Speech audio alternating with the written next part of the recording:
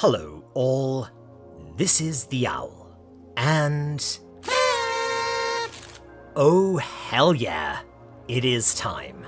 100 videos. Well, a couple more if you count shorts, but who does? And so, for the big triple digits, I thought that it would be fun to do something a little bit different. Now, since basically day dot, people have been asking me to make one of those Iceberg memes, I guess of some kind, and so here we go. But because it's Frightranker, it's actually the Abyss. You'll see what I mean in just a bit. And yes, this is going to be the longest proper video I have ever attempted, as well as, by a mile, the most ambitious. So if you enjoy it, or hell, if you don't, let me know in the comments. Anime and manga, and I guess light novels, which for the sake of the argument, we're going to include too.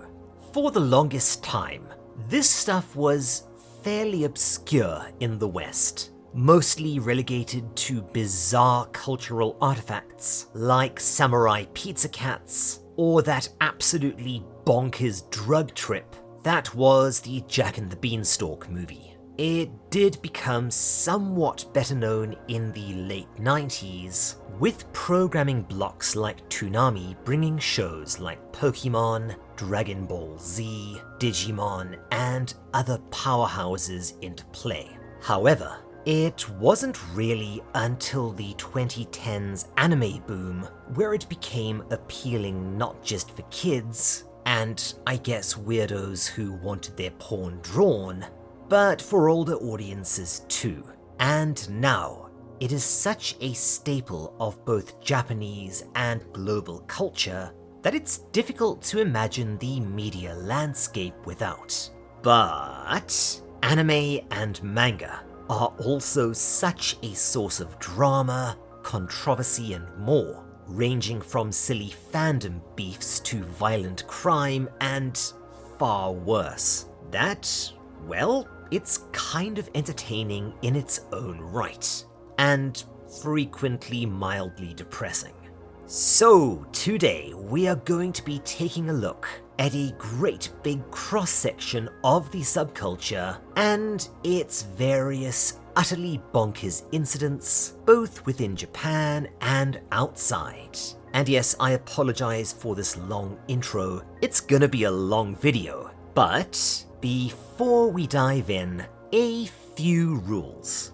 First up, naturally, I won't be touching on every single controversy or crazy moment, because, well, this video would be 1,000 hours long. Instead, we'll be taking a look at a handful of examples per layer.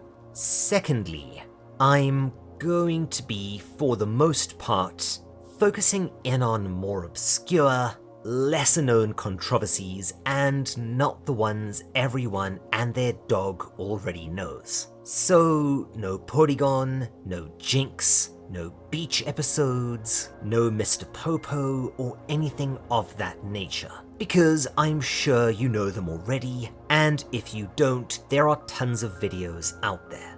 Thirdly, before anyone starts chomping on my feathery ass, keep in mind that I am a middle-aged farm boy from Africa, so take everything I say with a pinch of salt and a great big mug of charity. I am not espousing or endorsing any political perspective, cause, side, faction, or whatever you'd like to call it. And I care less about the culture wars than I do about my last poo. And yes, I am sure the comments are going to be entertaining regardless.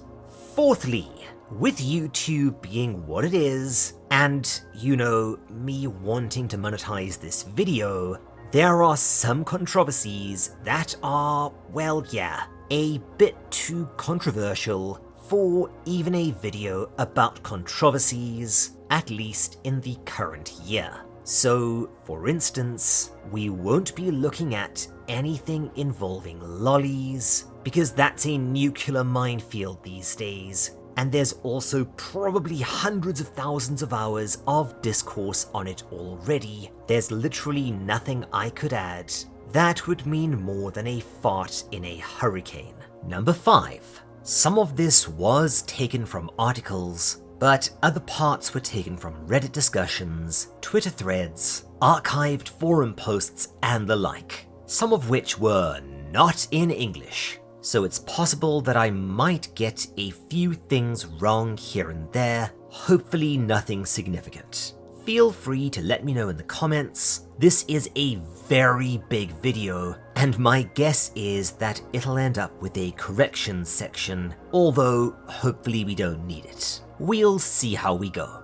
Number 6. This was recorded as best as I could between taking care of the other owls, adulting, admin, and other stuff. I have done my level best to balance the audio, but if some parts sound a bit stitched together, well, they probably were. Number 7. As you will notice, and as I have mentioned before in community posts, this one will be a little bit less visually elaborate than my other stuff. There's 2 reasons for this. Number 1, I want to have it out before next year, and number 2, my ancient PC already struggles with editing work on videos over 45 minutes, which is why the recent Made in Abyss deep dive got split into 2 parts. It is what it is. I cannot afford a new PC right now, but regardless, this video is more to listen to than to watch. A podcasty video essay to throw on in the background while you play games, draw, or fall asleep. We'll be back to my usual shtick as of next video. And finally, before someone takes a piddle through my mail slot, please keep in mind that I have endless affection for Japan, its culture, and its peoples. I spent most of my adult life living and working there. So yes, much like my Another, Corpse Party, and Chainsaw Man series, while this video will indeed have some parts that are intensely critical of some aspects of Japanese culture, as well as, Japanese history, nothing here is intended to be hateful or mean-spirited towards Japan as a whole. And yes, I know this runs contrary to internet dogma, but it is possible to be both critical of a thing and also like a thing. See? That video we don't discuss ever. With that, let's dip a toe into layer 1.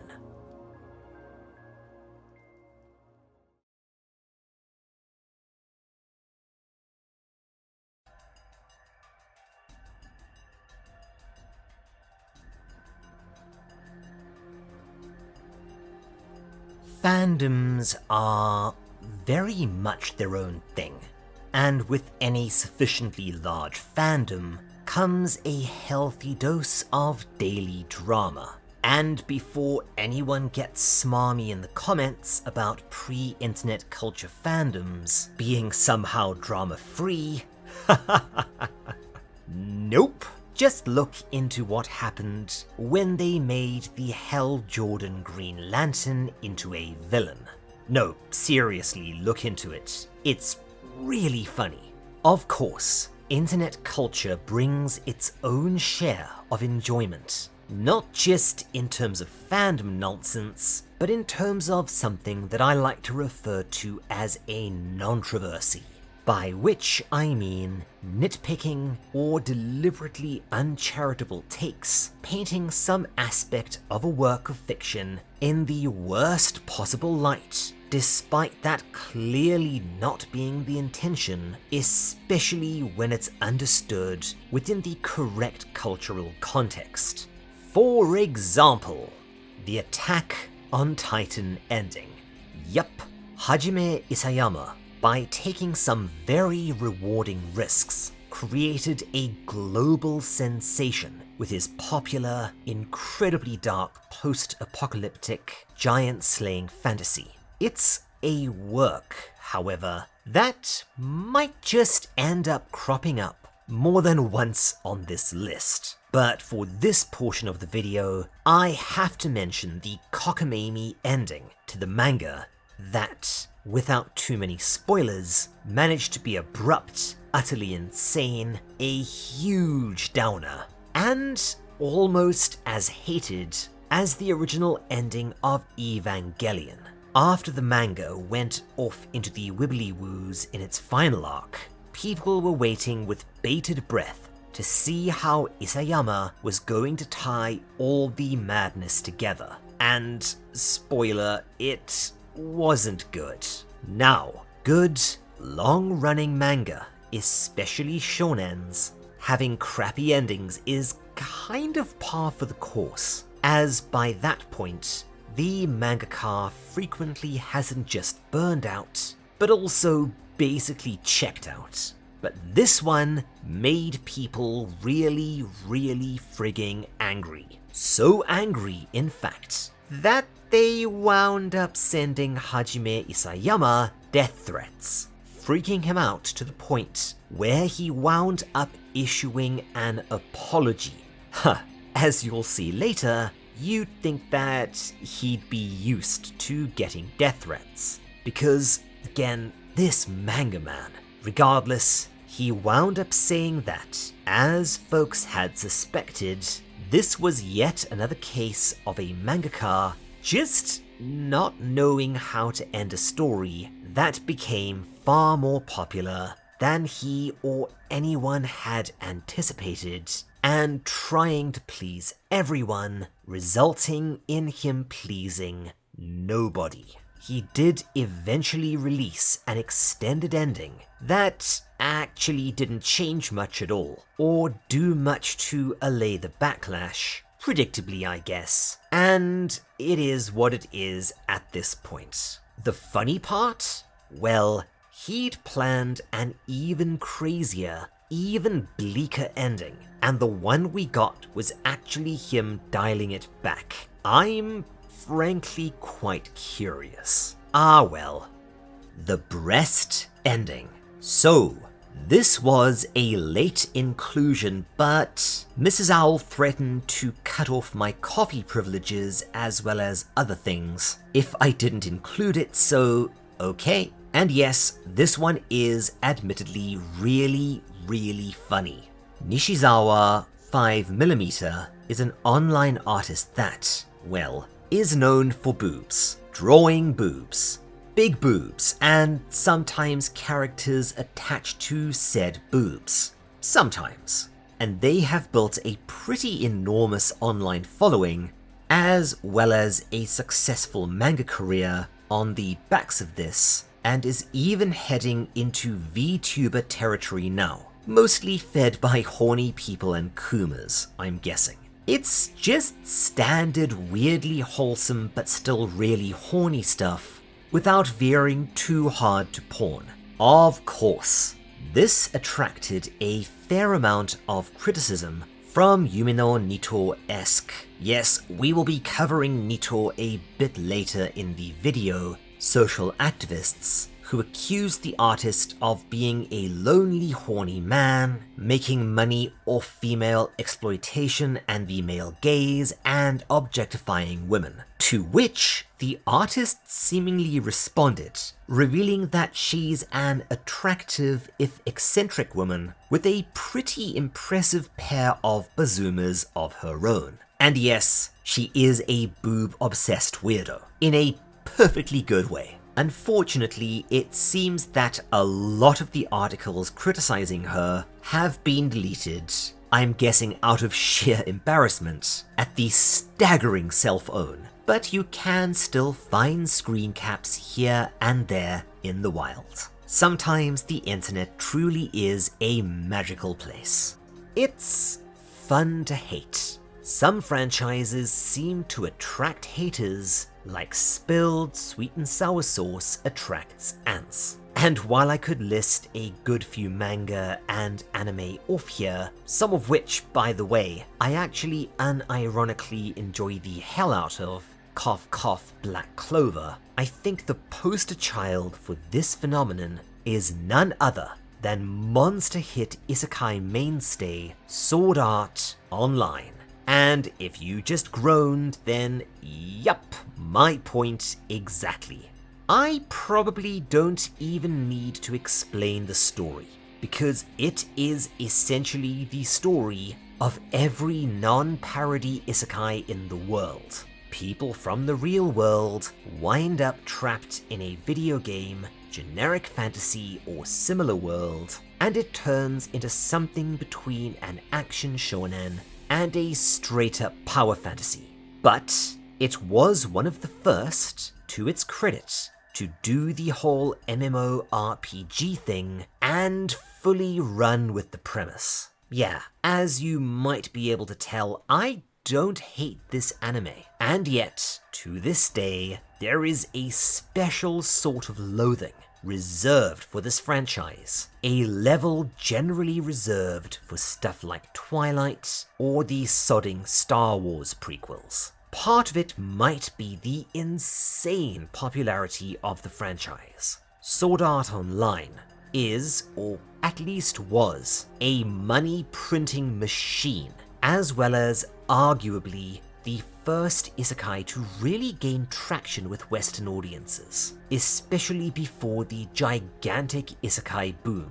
And while it did cop some criticism for its over-reliance on sexual assault as a storytelling feature, as well as some serious pacing and structural issues, this wasn't even close to the main reason that people hated it. I guess sometimes people just hate a popular thing because, well, hating said thing is also popular. I call it the Nickelback effect. And yes, hello comment section. Sexy ogre lady?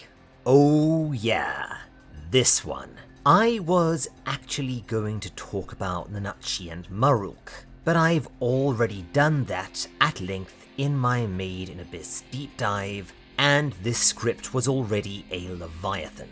Ichiro Oda's One Piece is, in my opinion, probably the best shonen manga of all time. And while its anime adaptation has a few problems, such as pacing, kind of mediocre art even for the era, and more filler than a Twinkie factory, it's just so damn good. And I've been reading One Piece since Sky Pier, I think. Yes, I'm old, and I love it to bits. Not just because it's creative, funny, and has wonderful characters, but because it's also surprisingly intelligent, injecting a lot of big ideas and debates into its frequently silly and bombastic world, including heavy, contentious stuff like colonialism, fascism, post-slavery racial politics, imperialism, and more. And I'm not sure if I've said this before, but for the most part, tackles these topics with more balance, grace, and intellectual honesty than a lot of Western media does. And that's really hard to do, especially these days, where even mentioning certain topics can be dangerous. Hell, even when One Piece seems to cross a line, it often turns out to have its heart in the right place. For instance, making the leader of the Mexico analog look like this, and naming him King Tacos. Yeah, that ruffled quite a few feathers in certain quarters, until it turned out that people from Mexico actually really liked the character, as he was clearly based on an obscure but beloved Mexican patriot and revolutionary Emiliano Zapata. And who doesn't like tacos? However, I don't think that even Oda was quite anticipating the minefield he was stepping into with the character of Yamato. Oh boy, or quite possibly girl. We meet Yamato midway through the Wano arc, which, as an aside, is actually just a wonderful, massive love letter to Japanese mythology, history, and fairy tales. In particular, the story of Momotaro, the daughter of Big Bad Kaido. Yamato idolizes a character called Oden to the extent of not simply emulating him, but actively trying to become him, using apparently masculine pronouns and even insisting on being called his name. It's implied that Kaido raised her as a son too, and yep, you can guess exactly what happened next. A, let's say, lively and spirited debate erupted as to whether this meant that Yamato was canonically transgender or perhaps even gender fluid, with others saying that no, Yamato is basically just LARPing or adopting the identity of someone she admires, with gender being purely incidental here. And back and forth we went, with everyone calling each other nasty names, naturally mostly on Twitter and Reddit. Of course, Oda, much like Tsukushi and the whole Nanachi is gender neutral thing, seems to be either intentionally or unintentionally egging both sides on indiscriminately by providing information that seems to support one, then the other, to the frustration and anger of some fans who straight up demand that he settle things once and for all, despite, yes, to be honest, this sort of thing being kind of a different matter in Japan.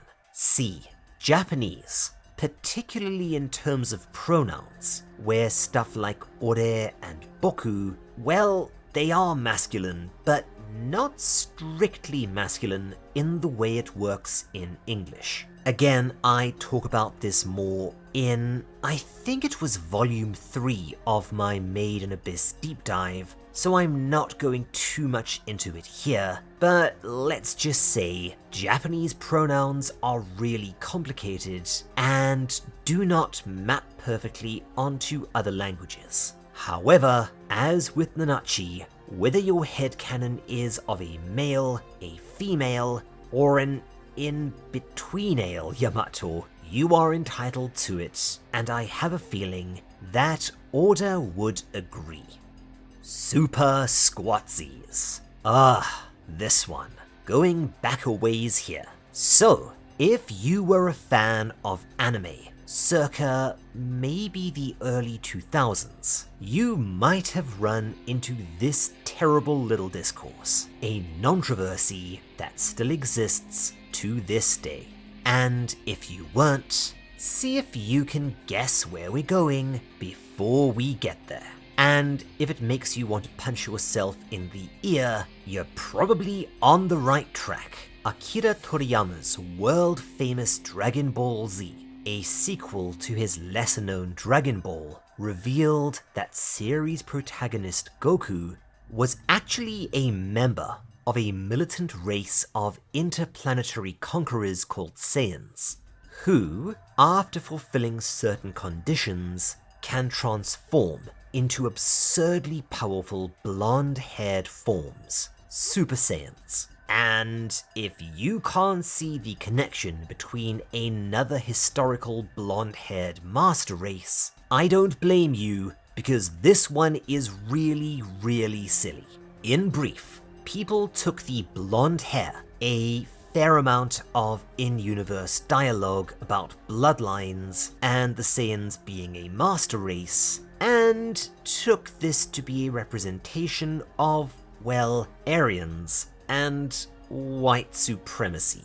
This one has not only endured until today. you can still find a goodly amount of virtual paper being wasted on it, despite the entire thing being self-evidently hogwash, hence Nontroversy, with the original series actually having been modelled on Chinese myths, and later, after honestly probably whatever hallucinogenic mushrooms Toriyama had eaten that day. Seriously, Dragon Ball and Dragon Ball Z are frigging loopy. The series eventually had the Saiyans wipe out Hitler and his armies after they rose from hell, which was almost certainly a scornful nod towards this theory. There's also a quote from Toriyama from an interview where he said that he made their hair blonde to save ink and work for his assistants, but the man has always had a very strange sense of humor, so who the hell knows if he was being serious or not. Again, this one is about on par with Dungeons and Dragons being satanic, only unlike that one, some people still seem to believe this one today. And with that, let's move down to Layer 2.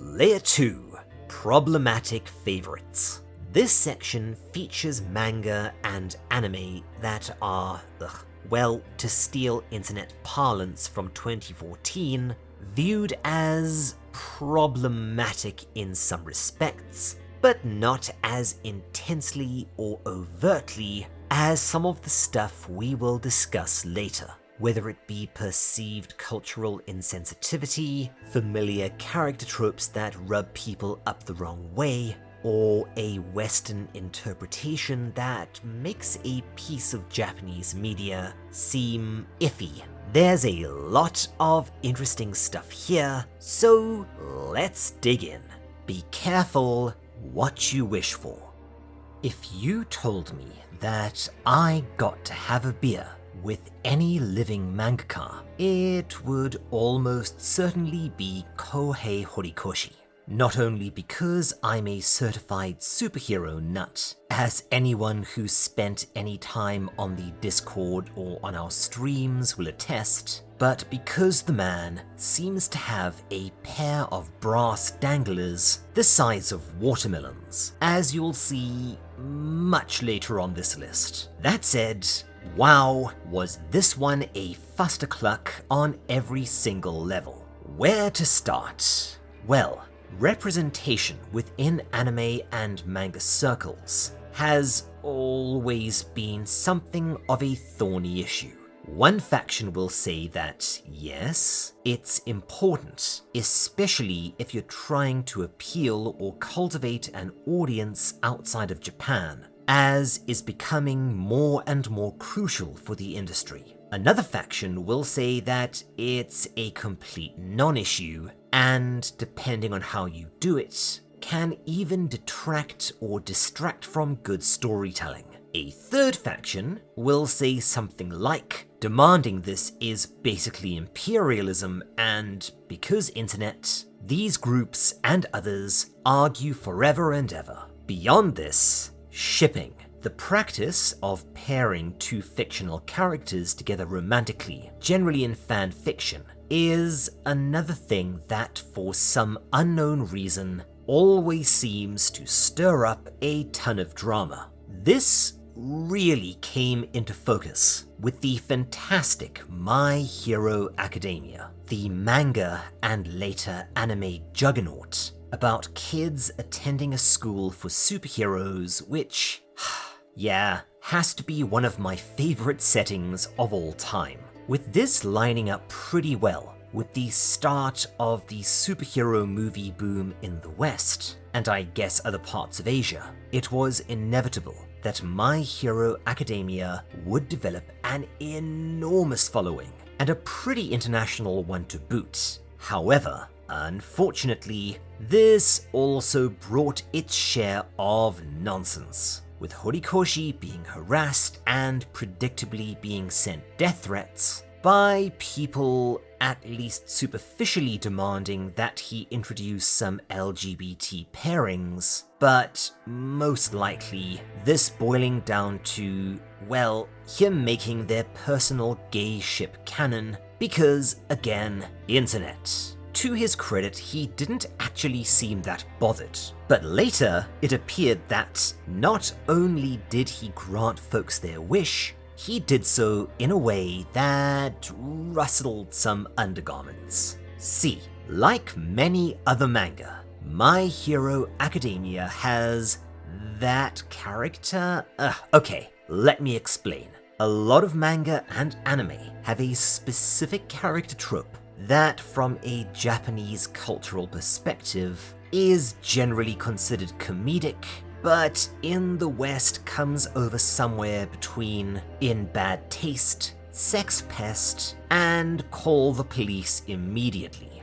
Master Roshi in Dragon Ball, Chizuru from Bleach, and in My Hero Academia, that character is, of course, what is the opposite of fan favorite? Whatever it is, it's Mineta. Only Mineta is also annoying, cowardly, the exact opposite of funny, generally useless, has a particularly stupid character design, a really dumb power, although it does lend itself to all kinds of jokes, and unfortunately is also in the story a whole lot. Without going into spoilers, during a moment later on, in chapter 321, Mineta apparently, out of the blue, declares his love for series protagonist Izuku Midoriya, aka Deku, to the astonishment and, let's be honest here, horror of fans. Of course, readers were wonderfully happy that they finally had an LGBT character.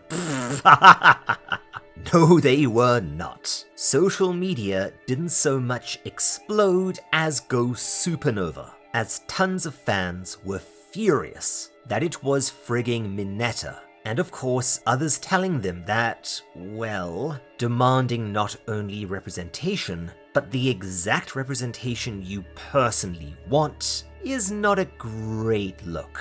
Oh, and of course people were annoyed that it wasn't Bakugo, because, once again, shipping, I'm too old for this stuff. And, on top of all of that, it turns out that it might have been all teacup and no storm, as the word in question, horeru or horeta, in context, while it does mean something along the lines of to fall for or fall in love with, it doesn't map perfectly onto English, as it does not always imply romantic intent, and by the sounds of it, can in fact imply something between respect and hero worship, which does make a lot more sense in context. Nonetheless, this one still gets a lot of virtual ink online, and oh boy, still riles people up. It's not a tan. And speaking of cultural differences and stupid discourse, this one was a whole other thing.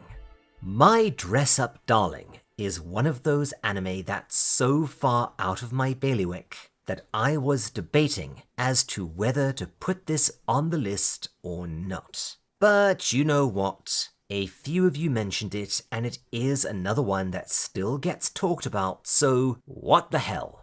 In an episode of this easy breezy slice of life cosplay anime, main character Marin apparently got a tan. A mild tan. Only, as we learn later, she didn't actually tan and instead used a skin darkening cream. Can you guess the problem? Well, unless you've spent a lot of time on social media, you probably won't twig onto why. Well, depending on who you asked, the answer was everything from cultural appropriation to colorism to blackface. and this kicked off a dreadful little controversy. Of course, Japanese fans, or folks that have spent some time in the country, were nonplussed. See, there's something known as gyaru in Japan, a style of fashion where girls use cream to give themselves a darker skinned look, color or bleach their hair, wear flashy, revealing outfits, lots of jewelry, and act loud, aggressive, and frequently promiscuous. It's apparently a resistance to the ideal of the perfect, dark-haired, fair-skinned, and demure Japanese woman, and in any city it's pretty damn common to see. Of course, this fact did not stop some big Twitter accounts, or even middling internet journalism sites like Game Rant, ripping the anime a new anus over this supposed example of blackface, and even, I'm not kidding, blaming this sort of thing for real-life racism experienced by black anime fans. Again, it's a very uncharitable and out of cultural context take, like rather a few examples on this list. Sting like a killer bee. This is one that I actually didn't hear about until recently, but like the previous example, when I put out a call for these, a handful of you mentioned it, and yeah, I don't know folks, but let's take a look. So, for those of you that never saw or read Naruto, well, you must be new to anime and manga, nyar. But seriously, Killer Bee is a character from the Hidden Cloud Village, and he's, let's say, an acquired taste, particularly in terms of his English dub, which is really hit and miss. His Japanese incarnation actually did grow on me a fair bit over time though. This absurdly strong individual and later mentor figure is known for rapping, being loud and aggressive, hard drinking, brawling, fist bumping, and generally buffoonish behavior. Can you see the problem yet? Well, what if I told you that apparently Killer Bee is black-coded? See it now? Ugh. I will have to admit that I didn't even consider this until others pointed it out to me, but I am also from South Africa, where skin tones, even amongst Caucasians, can vary significantly, and having darker skin isn't really indicative of anything. But yeah, apparently it's sort of fanon that people from Cloud are black, even if I cannot find anything official from mangaka Masashi Kishimoto confirming it. And okay, if he is, then sure. It's a little bit much that he acts in this manner, which, if you squint, could be seen as a negative stereotype, and yes, Japan is indeed a bit weird about black folks. We'll get into that one down on layer 5, but to this day, it's still a point of contention, with both this and a handful of other elements being used to flag Naruto as racist and irredeemable. And I will say this, if you consider Naruto irredeemable of all things, oh boy, just wait until later on in this video. Is it petty? Is it serious? Is it something in between? I'll leave it up to you. Too Much Nagatoro. You know, I could talk a lot about this incredibly, bizarrely popular, but honestly again, just not my thing anime series. And yet, I'll admit, as this sort of story goes, it's a really charming, really heartfelt, and even, at times, genuinely insightful little school romance story involving an aggressive little bully of a tomboy and a quiet, withdrawn nerd, sparking up a contentious relationship that develops into a friendship, and from there, gradually turns into something more. And yet, I think that this might be the single most bittered about anime that I have seen in a very long time. I mean, where do I even start with this one? Well, probably the first big worry was that some people interpreted the story as being somehow pro-bullying, or at the very least apologist of it, which, okay, if you've seen my another video, I talk about bullying in Japan extensively there, and yes, it is a huge problem in schools, probably more than in the West these days, but trust me, the story of this one is not meant in that manner at all. If you want to see an anime that does, out of interest, go into bullying in Japan, and you also want to cry yourself dehydrated, watch A Silent Voice. Yes, Mrs. Owl forced me to watch this thing, and I won't lie, I had a serious case of allergies that day. Then, well, remember that last section, and the one before? Well, same thing. Dark-skinned character gets taken to mean black-coded, even when the character is clearly just a dark-skinned Japanese person, with Japanese skin tones ranging from Pacific Islander dark to driven snow pale. And of course, all their negative behavior gets attributed to either stereotyping or outright bigotry. Yep, it was that again. And then, if anything, it got sillier. For the English dub, a black voice actress was picked for Nagatoro, and while sensible people didn't really care one bit, what followed may have been some of the stupidest culture war discourse ever seen around anything in recent memory, with one faction declaring that this was fantastic because the character was black. No, and another faction going on about how this is affirmative action run amok, and how it's disingenuous for a black person to voice a Japanese character. Shh, anyone want to tell them? Of course, these two factions went to war with hooks and chains, while the rest of us tried not to cringe our own spines out of our ears. I swear, Twitter was a mistake. And with that, down we go to Layer 3.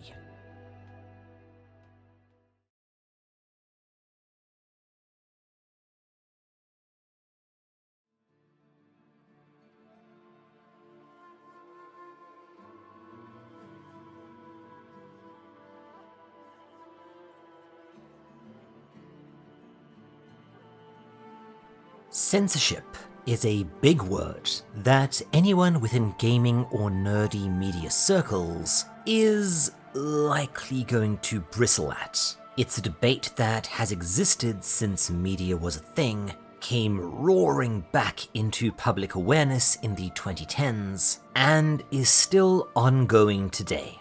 And oh boy, is anime and manga ground zero for this crap, due partially to Japan's distinctly different standards for what can be shown, particularly on television aimed at young teenagers. Yeah, censorship in Japan is a very complicated matter, as we'll see in just a bit. But where things got interesting is when anime and later manga began being officially released in the West. See, there were no guidelines whatsoever in regards to how violent or sexual animated materials should be treated, leading to video stores initially flagging nearly all anime, no matter how benign, as R18 adults only. It got even more complicated when certain anime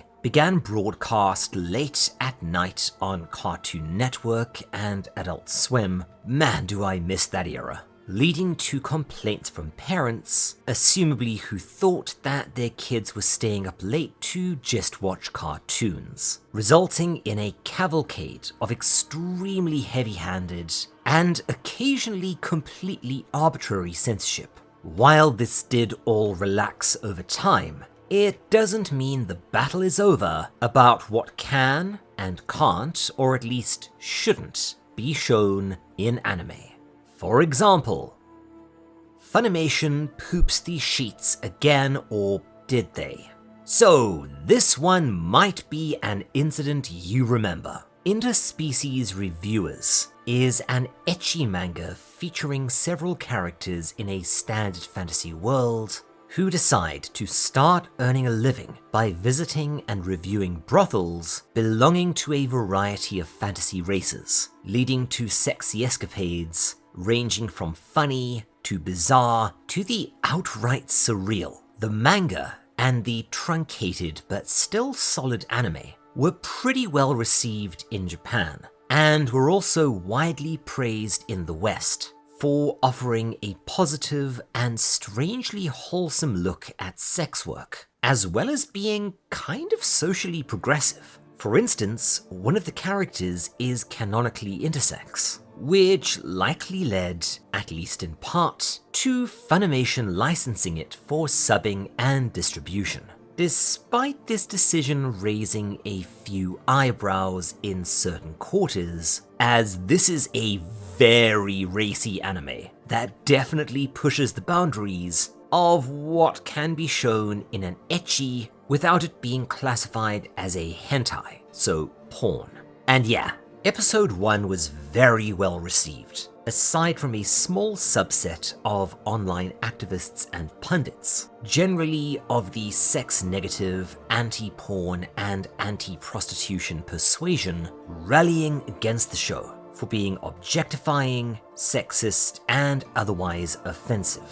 Funimation responded, from my understanding, that these people could sit and swivel, and that they would continue to air it regardless. And then, boom, with the next few episodes apparently all good to go, Funimation did a complete 180, announcing that Interspecies Reviewers was cancelled, dropped, and would never ever air again, with several other Western publishers saying the same thing. Understandably, fan outcry was fierce. Aside from the usual social media scuffles, we had DDoS attacks, bot voting campaigns, and all sorts of other shenanigans coming out of the woodwork, as folks blamed the cancellation on political correctness run amok, and Funimation caving, yet again, to a censorious, hypervocal minority. Only, while this is very difficult to find information on, it might be a bit more complicated than that, as later, rumors of licensing issues began to circulate. Ditto the idea that as the anime series was cancelled in Japan, this was in fact due to severe mismanagement and internal politics within the studio over there, which, aside from getting the series cancelled early, might have interfered with its Western release. It's unlikely we'll ever know for sure, but it's kind of a pity, as Interspecies Reviewers is one of my favourite shows within the very odd and very Japanese subgenre of horny but bizarrely wholesome anime. As to why people assumed that Funimation backed the wrong horse in the culture wars, well, I stand with Vic. Nope. Funimation and the culture wars. Okay. Now this I can maybe mention without my comment section catching fire. As previously mentioned, this isn't the first time that Funimation has gotten themselves into hot water for perceived bias and picking a horse in the stupid culture wars of the 2010s and honestly still ongoing time.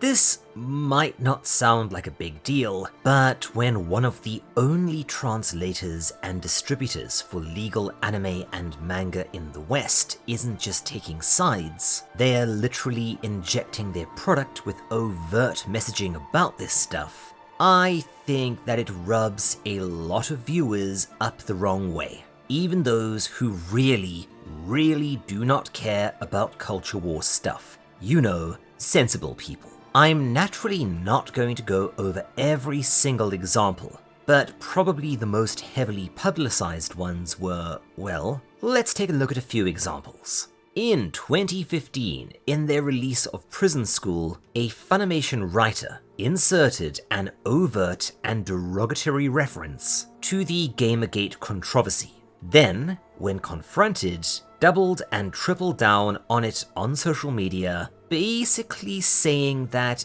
anyone who took issue with this was a misogynist, bigoted Gamergater. Fan outcry was pretty fierce, but nothing happened.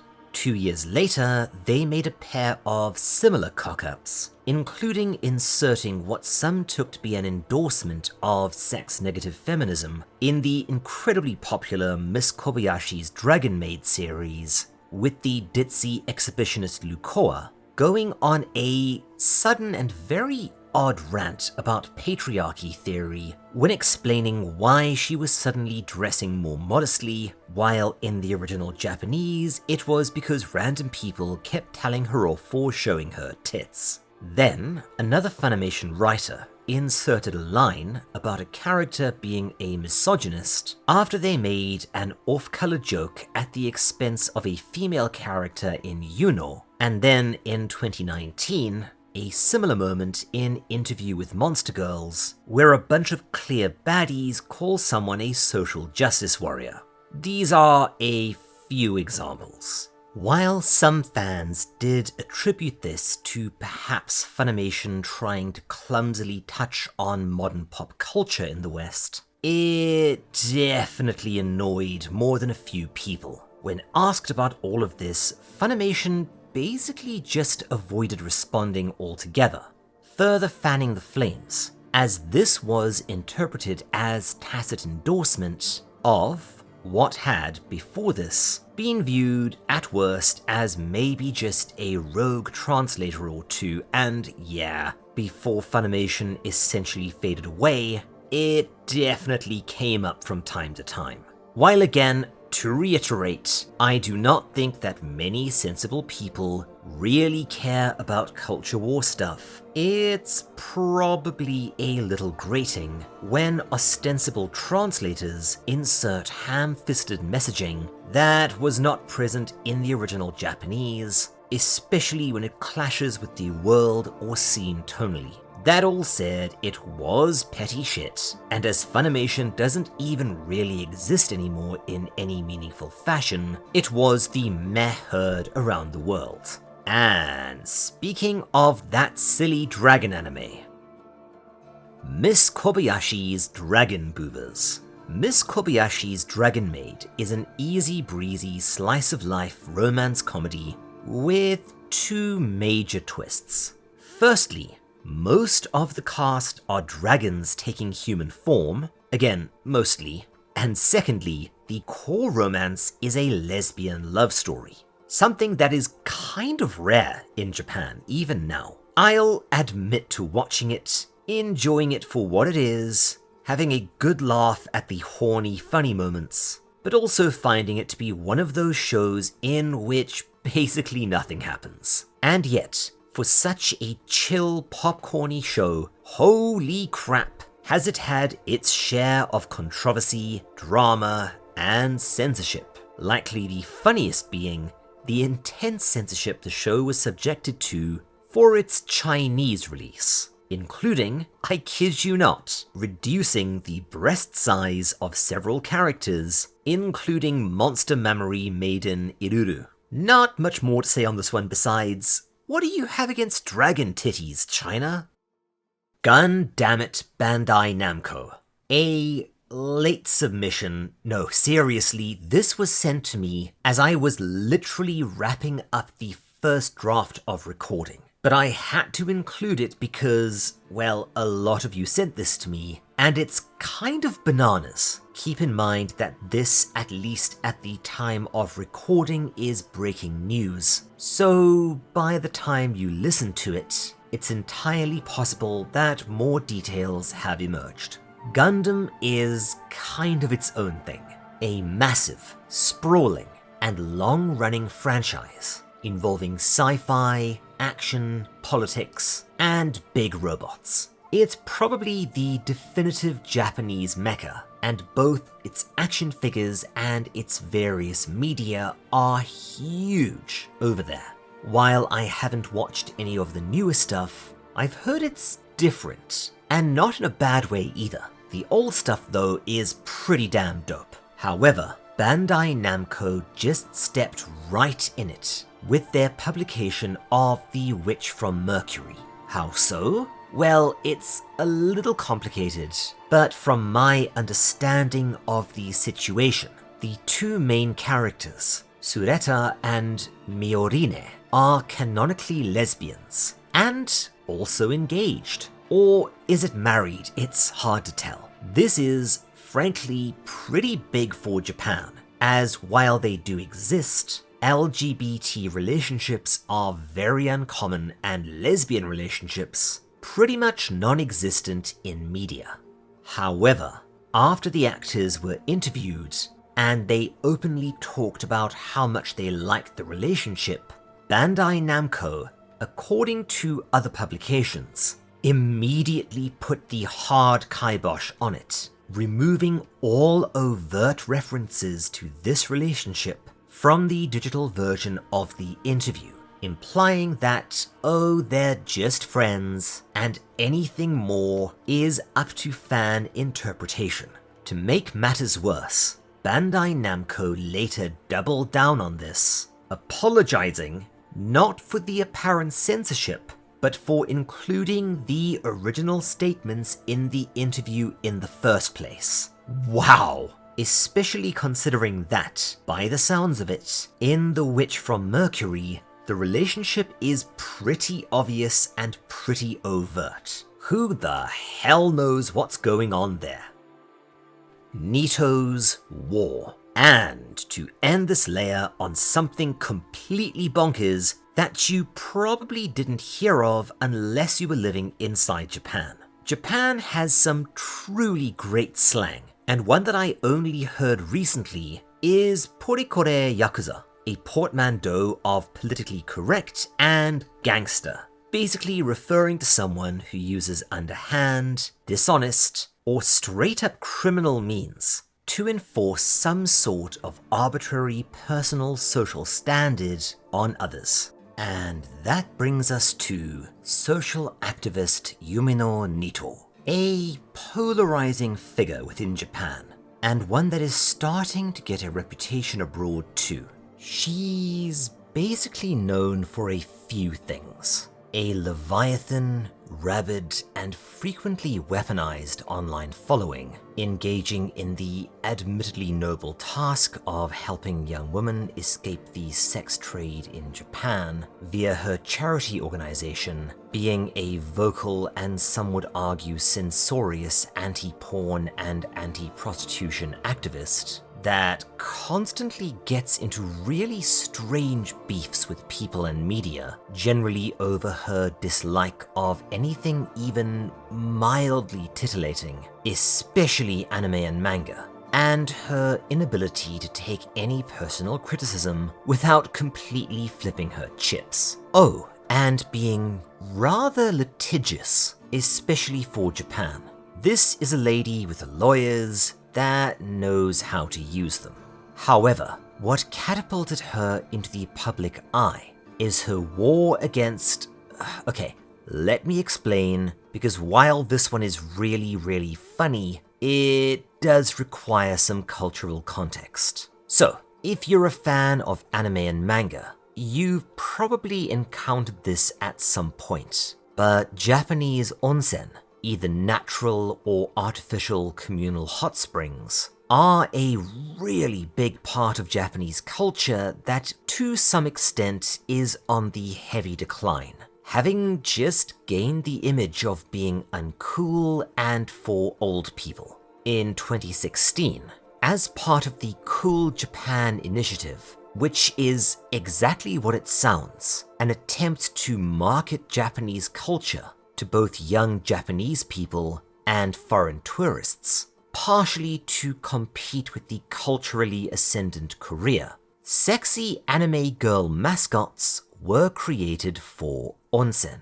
This flew kind of under the radar until a few years later, when Nito discovered this and, I guess seeing the chance for a good crusade, responded by not only calling the initiative sexist and sexually exploitative, but, I kid you not, came pretty close to calling the folks behind the program pedophiles in a rambling, nonsensical rant that amounted to, oh, well, these characters look young.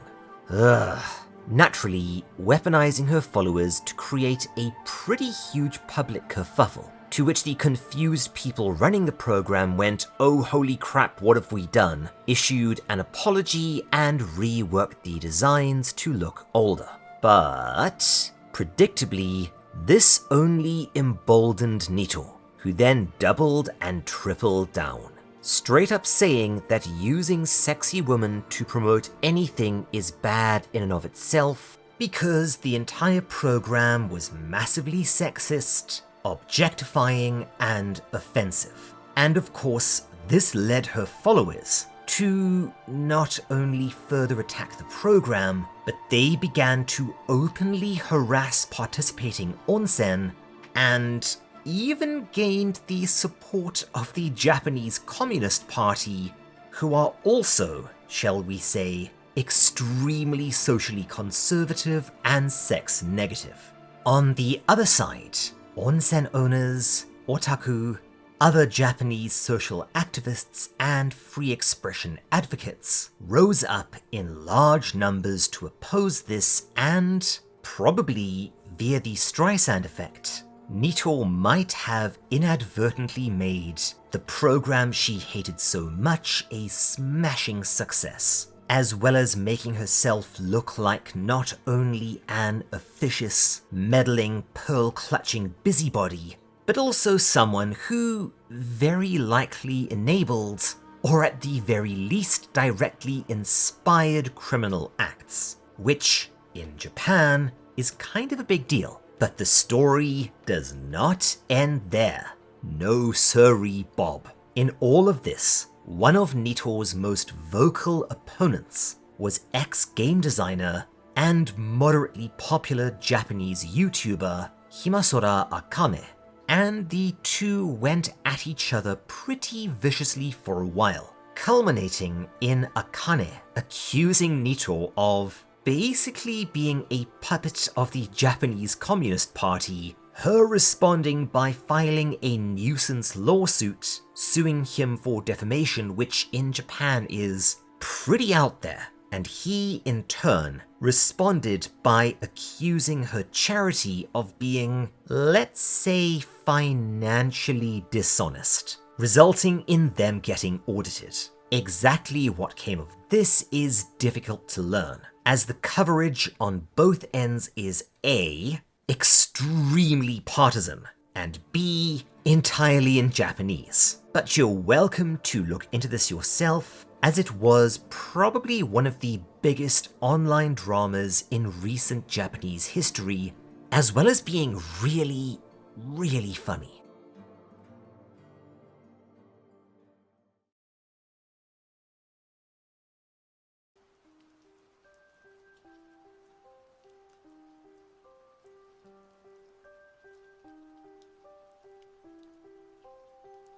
Layer 4.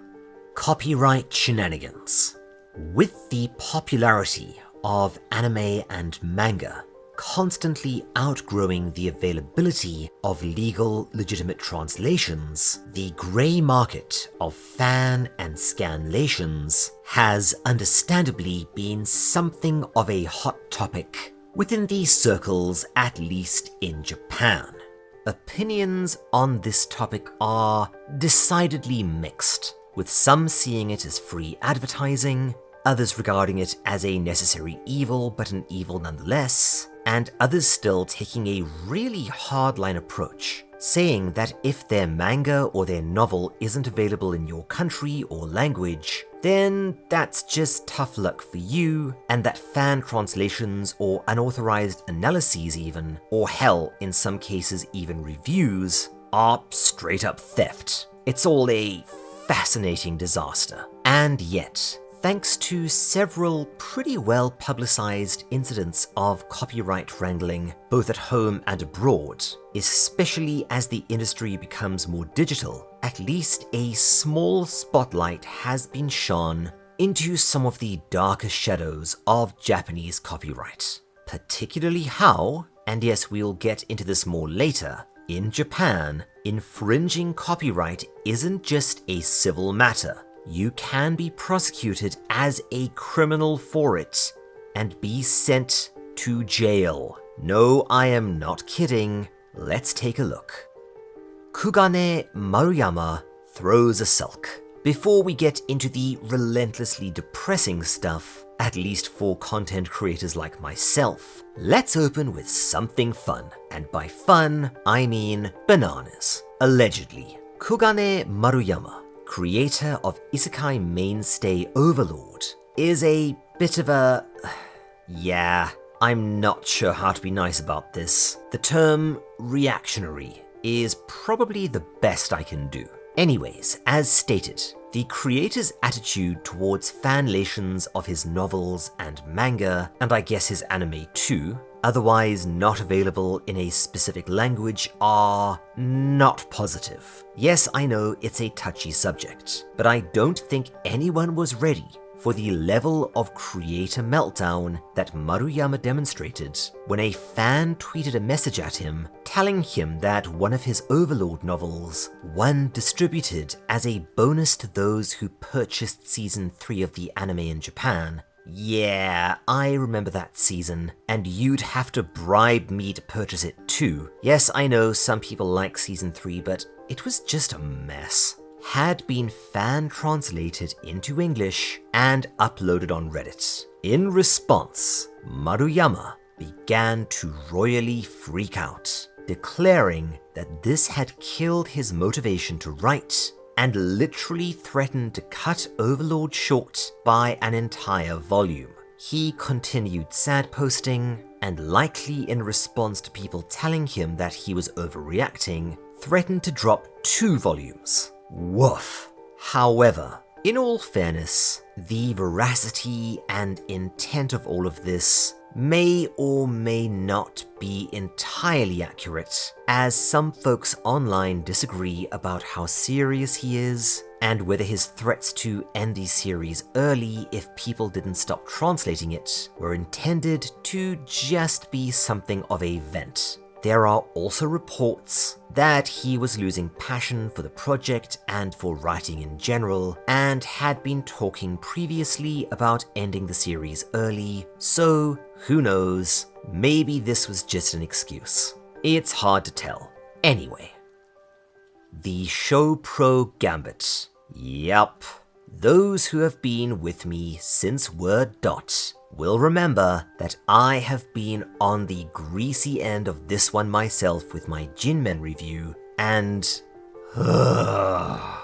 So, this one is complicated, and to truly understand it, you would need to understand SLAPP legislation, the Digital Millennium Copyright Act, and how it operates in terms of YouTube, as well as several aspects of Japanese intellectual property law. But in a nutshell, Japanese copyright law contains a relatively obscure and archaic clause, often referred to as the morals clause. I have no idea why. And this grants the owner of an intellectual property control over said property beyond anything that Western copyright holders can even dream of. Yes, even Disney, because it negates fair use overtly and completely, not permitting parody, fan adaptations, fan art, or even reviews and discussion of said work without express permission.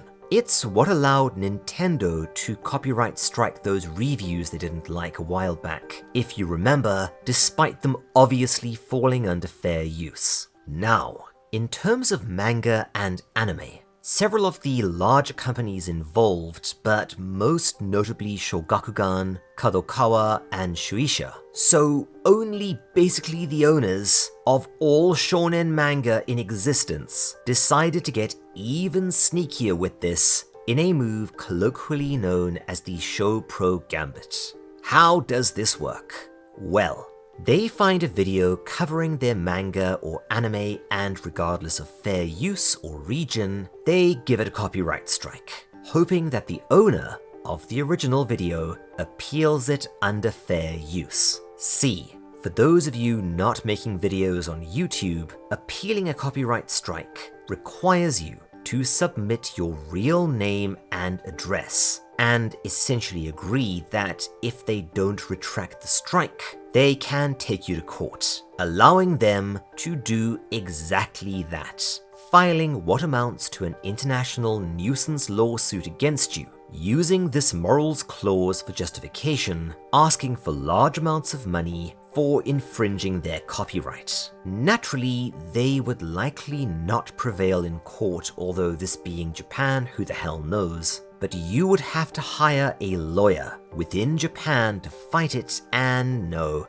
nobody is going to spend tens, potentially hundreds of thousands of dollars to keep a video up. Not even James Janice. To make matters worse, because of how the law works, YouTube is forced to not only remove the video, but to suspend the entire channel until the lawsuit is settled. And hey presto, these companies now have a suitcase nuke to deploy against anyone covering their materials in any sense whatsoever that allows them to basically remove videos or entire channels at will with absolutely zero recourse. This got so silly that they struck, to name a few things, Pokemon fan art, videos not showing any art and simply analyzing or reviewing a manga, people who had actually obtained permission from Western distributors to use the materials for a video, and, if rumors are to be believed,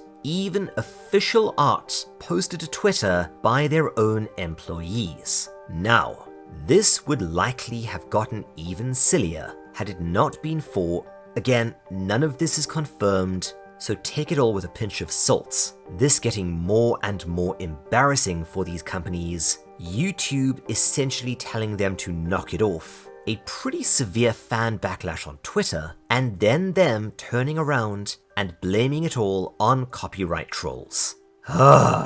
After which, it does seem that they might have unclenched their collective anuses a bit, and as long as you aren't posting stuff from fanlation sites or entire mangas, you're probably okay. Unless you're covering Kadokawa stuff, we'll get there in a moment. Regardless, if my channel ever vanishes into the ether, it's probably the ShoPro Gambit that killed it. And trust me, this gets, oh, so much worse. Kadokawa are butts. So yeah, if you thought using legal asshattery to take down small YouTube channels for posting a review video of the latest One Piece chapter was bad, trust me, it gets way, way worse. For instance, anyone remember Mangamura? Well, ShoPro are suing them for almost $15 million.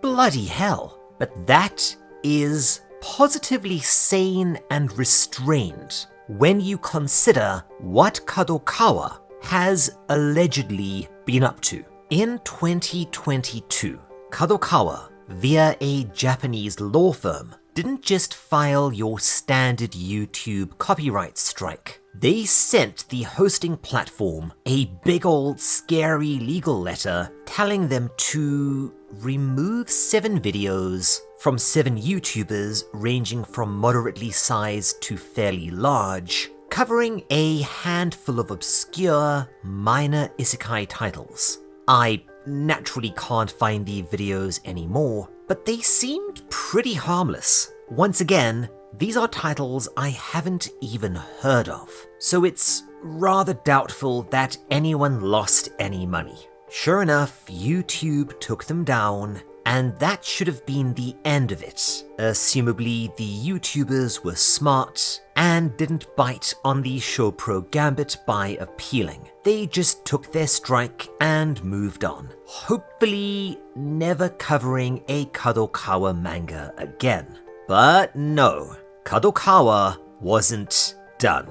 They hired lawyers in the USA, using the original legal letter as justification to apply for a DMCA subpoena on YouTube to force them to reveal the identity of the 7 offending YouTubers in order to sue them directly from Japan for covering minor isekai manga, or if they happen to be located in Japan, I guess, to pursue criminal charges against them, as technically, even downloading a pirated manga in Japan can get you a 2-year prison sentence. Think I'm kidding? YouTubers have been arrested before in Japan for using pirated materials, or simply for downloading them. Hell, Kadokawa personally supervised the prosecution of a bunch of students simply for linking to pirated manga, and they received prison sentences between 2 and 3 years. Japan can be wild sometimes. Now, I am going to guess that this is being done to make an example of these YouTubers to scare the hell out of future, I guess, offenders. But wow, Kadokawa, that's just evil. And yes, for those of you wondering, this is why you will never see a video from me on Deadman Wonderland, ReZero, or Mirai Nikki, despite you clearly wanting these titles. Because while Shogakukan or Shueisha might nuke a video, Kadokawa will try to put you in jail. Shamo or shameful. And speaking of Japanese copyright shenanigans, I'd be remiss if I didn't mention this absolute bloody chaos. Shamo, the pitch-black martial arts seinen, written and edited by Izo Hashimoto and drawn by Akio Tanaka, is, well, the second best martial arts thing I have ever read, after Kengan Ashura, which is another manga that I really want to cover, but it's a ShoPro. Shamo, unlike Kengan Ashura, is also a gigantic mess, as anyone who has read it will attest. Why? Well, apparently, during the entire run of the first proper arc, where we see Ryo Narushima, a severely disturbed young man who learns karate in prison, later becoming a professional fighter, finally facing off against heavyweight champion Naoto Sugawara, there was, behind the scenes, a tremendous amount of bad blood and legal wrangling between Hashimoto and Tanaka, culminating in a, at least within Japan, pretty highly publicized series of lawsuits, with both claiming that they had created the story and thus owned it. This resulted in, again behind the scenes, ownership of the manga going back and forth between them, and with 2 different visions, the story turning into, well, I already said gigantic mess, culminating in a very divisive and, in my opinion, kind of crap ending. I go into this a lot more in the Shamo video if you are interested, but if you want to see just how bonkers and at times contradictory Japanese intellectual property law can be, get your Google Translate ready and hit this one up. Nick Simmons's gigantic wanga. To end this layer on a, well, funnier note, this might be the most highly requested item on this list. And yeah, I can see why, because this was amazing. So, Nick Simmons. If that name sounds familiar, It's because he's the son of frigging Gene Simmons of Kiss fame. What is this world sometimes? Yes, I am an old fart. Simmons is actually a really interesting person, having inherited a small part of his father's immense fame, and he went on to become a minor television celebrity. But his true passion seems to have always been comics, leading him to make a few submissions to anthologies before straight up starting his own, Incarnate, which was very much what I've called a wanga here before, a Western manga. And yes, that's mostly because the word wanga is just really fun to say. Wanga, wanga, wanga. Anyway, Incarnate was published by Radical, a very small label I hadn't heard of before I researched this, and it sounds like it was met with some success at least. Enough for people to point out that it was strangely familiar at times. By which I mean that Nick Simmons had straight up traced, or at the very least copied, a whole ton of designs and panels from both manga, particularly Tite Kubo's Bleach, and amateur artists on DeviantArt, naturally with no credit or acknowledgement of any kind given. The accusations came in hard and fast, and eventually he responded to these, well, charges of plagiarism by saying that it was, as you might have guessed, just a homage, and that the imagery he used was common and fundamental to manga in general, which, understandably, did not go over well. And before too long, people were talking lawsuits, and Viz, the Western distributor of Bleach, got involved. This resulted in his publisher shutting the comic down and Incarnate never returning. And yeah, this one is just brilliant. Seriously, mate, did you really not think that anyone would notice?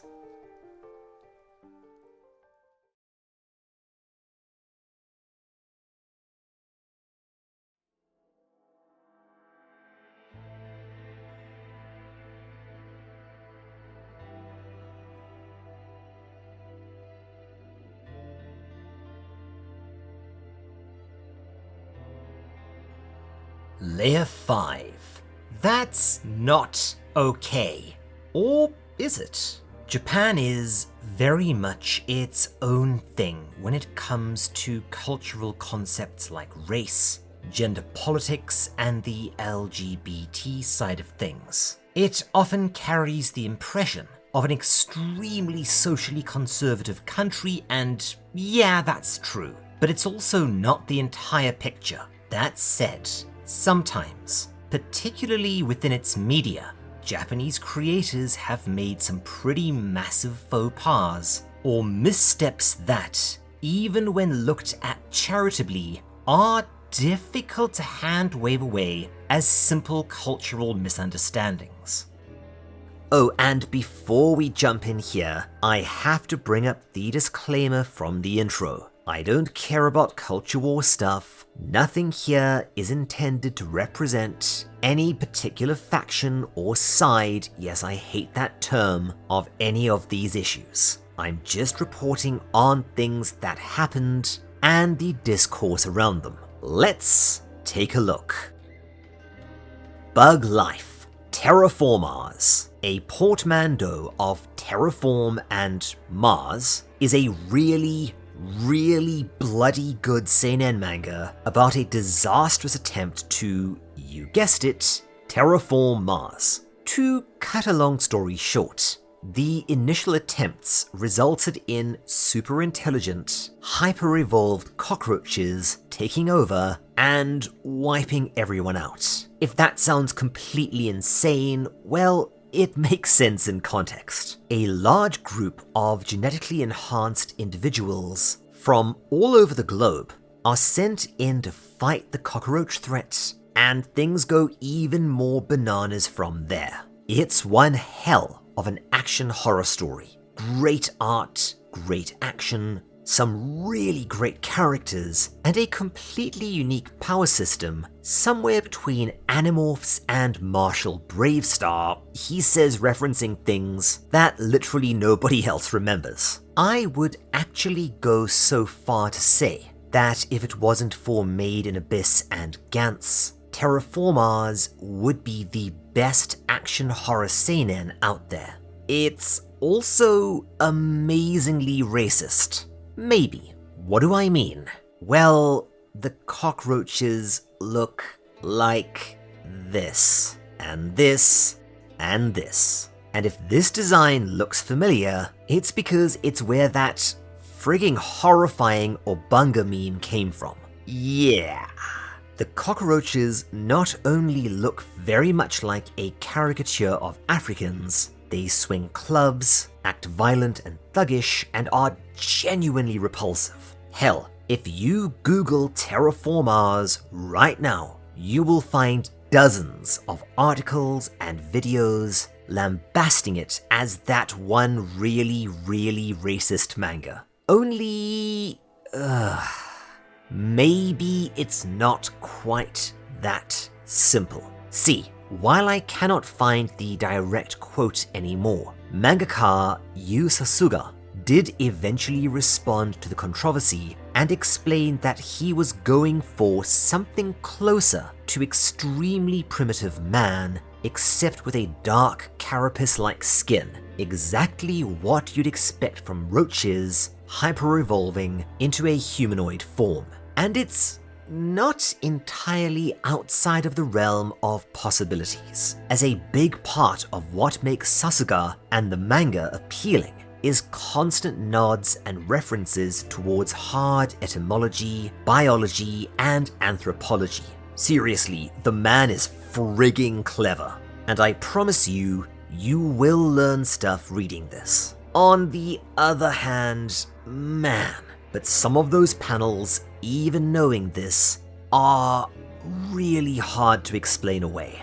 Seriously, they even hold the pistols sideways, oh dears. But yeah, you're all big boys and girls, so you can make up your own minds on this one. Countries closed, go home.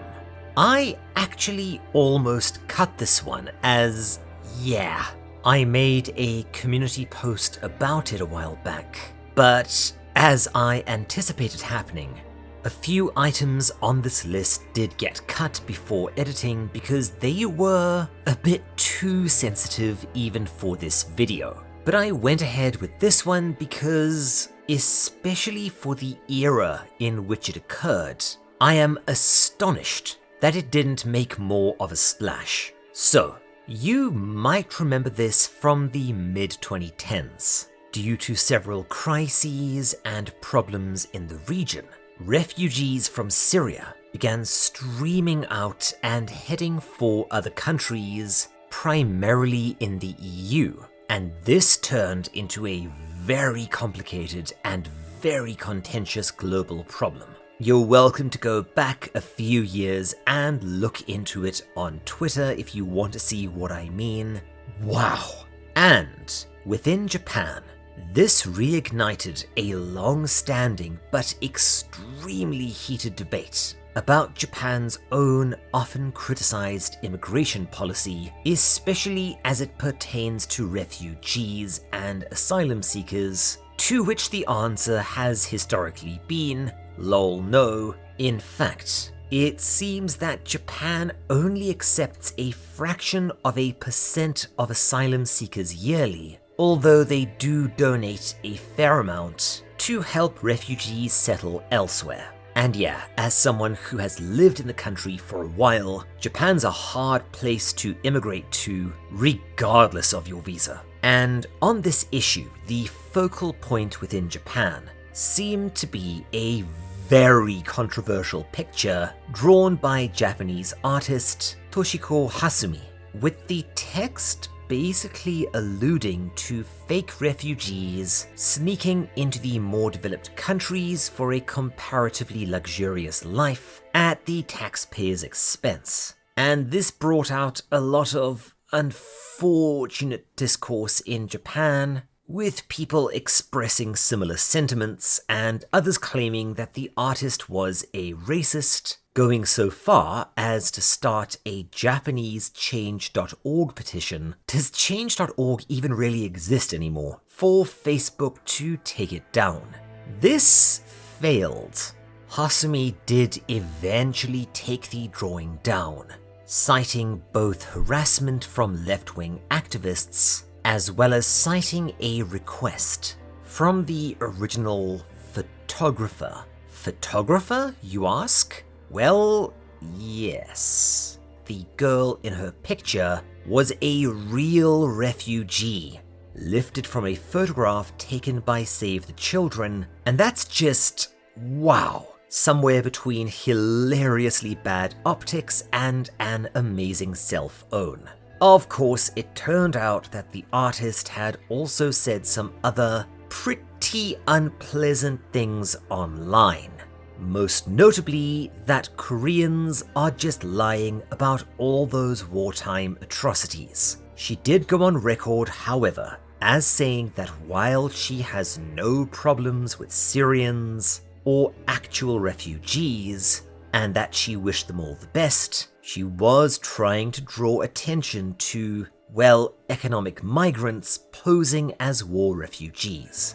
What a mess that era was.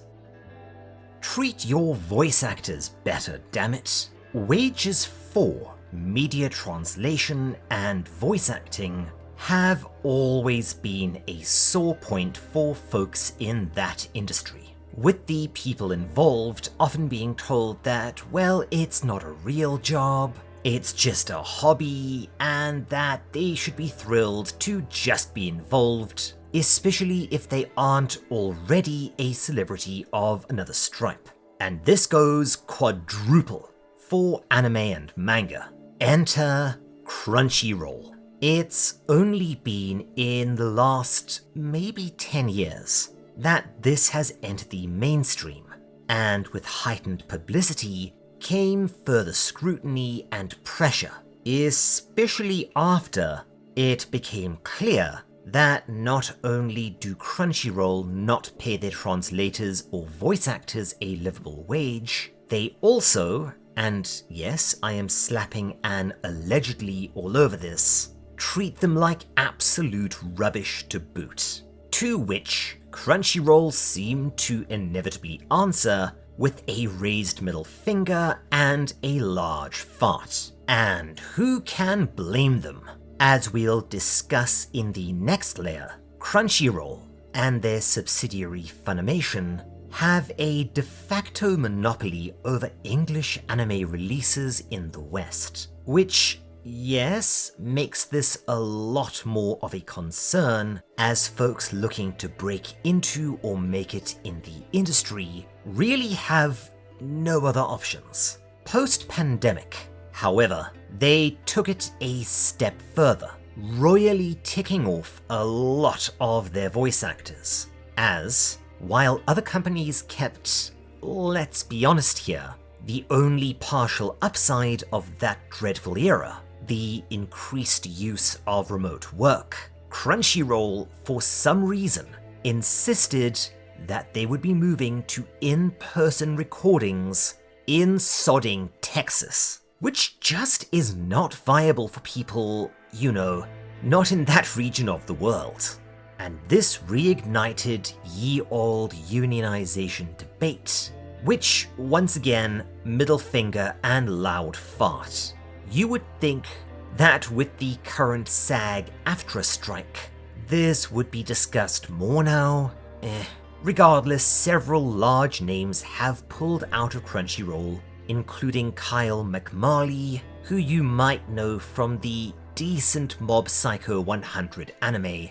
And who knows, maybe one day voice acting will be treated as a bit more respectable of a job if it's not replaced by AI. I'm actually tempted to discuss the whole Helena Taylor thing here, but that's a video game, albeit a very anime Japanese video game. The entire thing is a massive he said, she said, so let's just move on.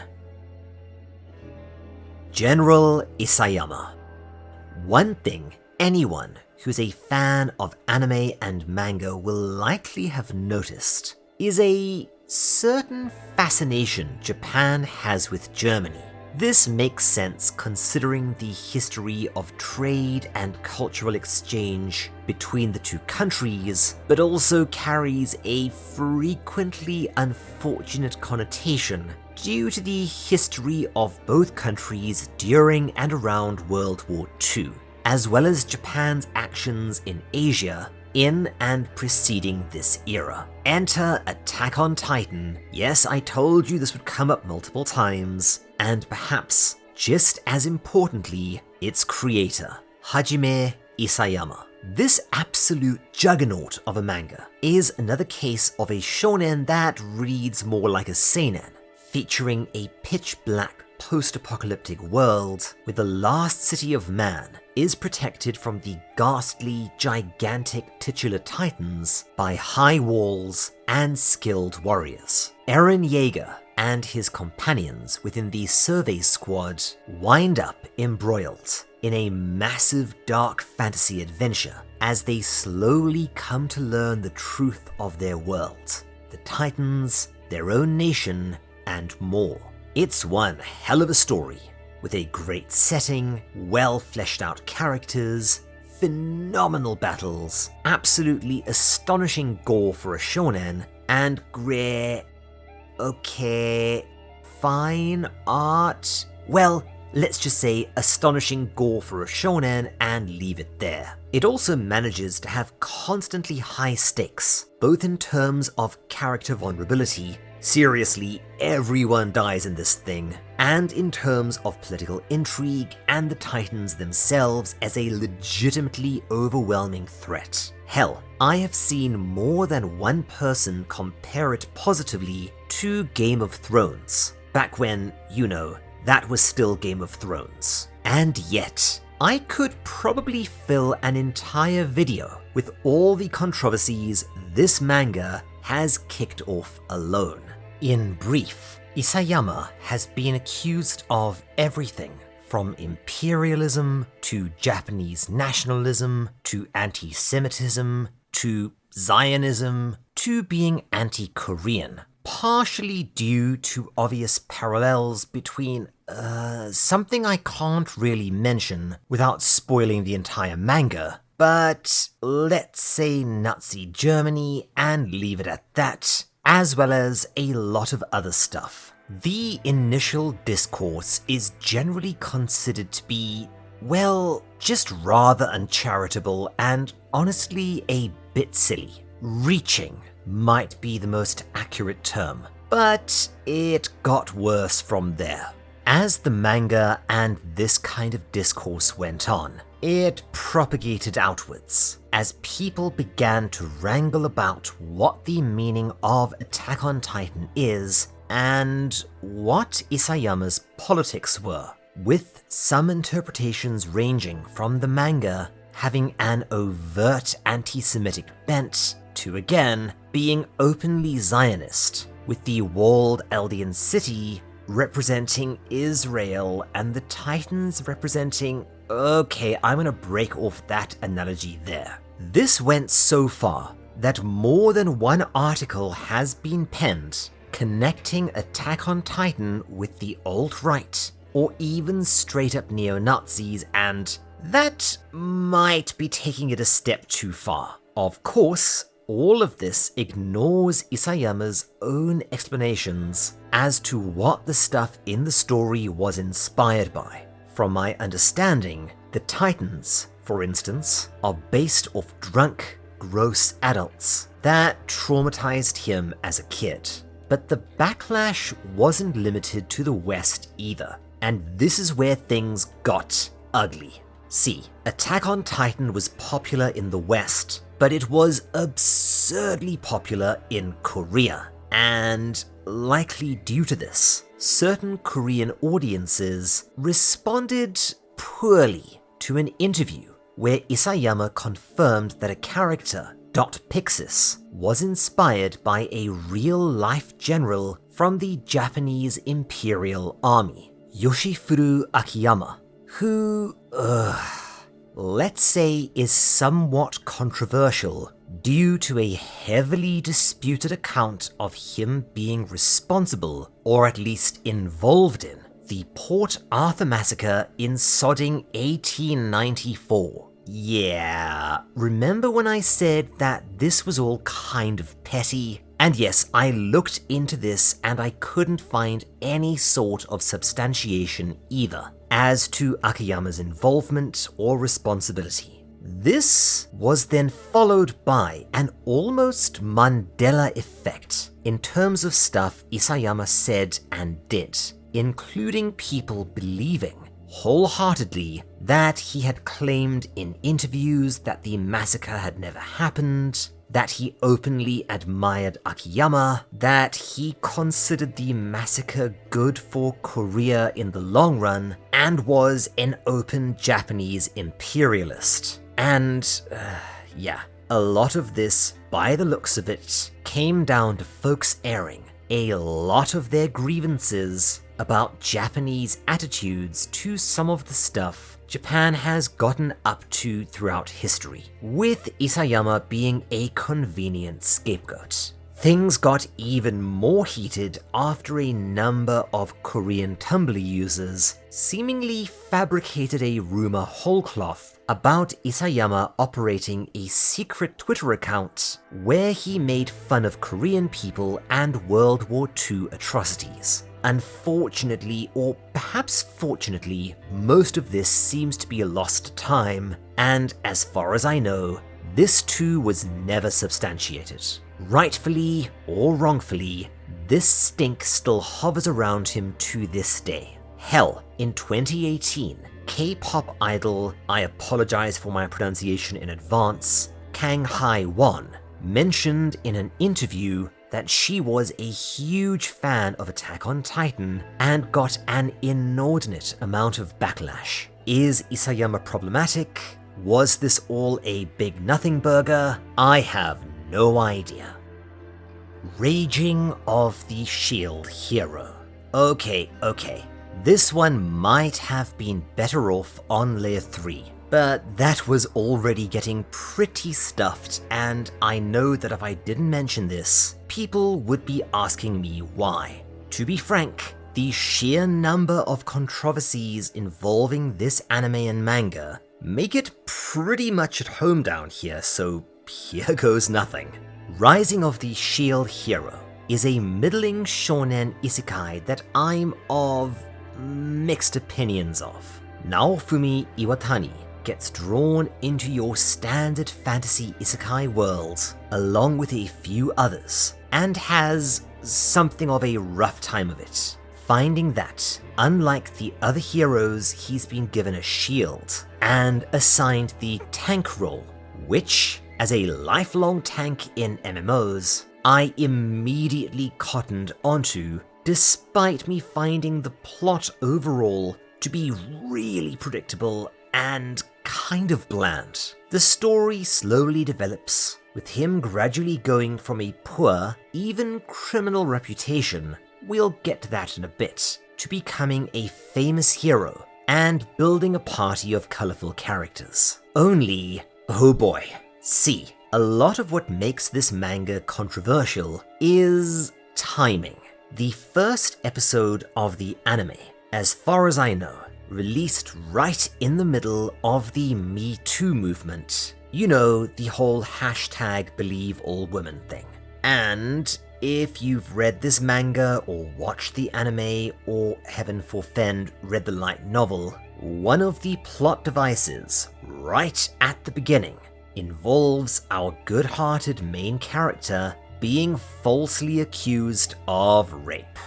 You can guess what the discourse was like about this. Yeah, it was a pitched fight online between folks who found the idea of a character being falsely accused to be at best in bad taste and, at worst, playing into harmful stereotypes about this sort of accusation, Western fans who didn't feel that it was any sort of issue, and of course Japanese fans being rather nonplussed, all slugging it out, with the creator of the story, by the sounds of it, basically scratching his head in confusion.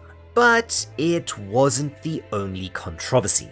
See, the main character winds up recruiting Raccoon Beast Girl Raftalia to be his DPS. Only, as nobody will party with him due to said accusation, he winds up buying her as a slave. Don't worry, in context it's actually pretty wholesome, and this led to further criticism of the show as being apologist for slavery. Then, folks decided that the love triangle between Raftalia, Naofumi, and another character, a chocobo-like bird that can turn into this, oh Japan, was a promotion of grooming and sexual exploitation, and I'm sure I am only scratching the controversy surface. However, with Shield Hero becoming pretty damn popular amongst Western audiences, I think that this might be another Streisand effect moment, where the controversy actually created a lot of publicity. And once again, you are all big boys and girls and can make up your own damn minds. Anyway, it's time to move on down to layer 6, and I just want to preface everything coming here with a great big content warning, as it's about to get very dark and very, well, real. This is the point of no return, people. Once again, you have been warned.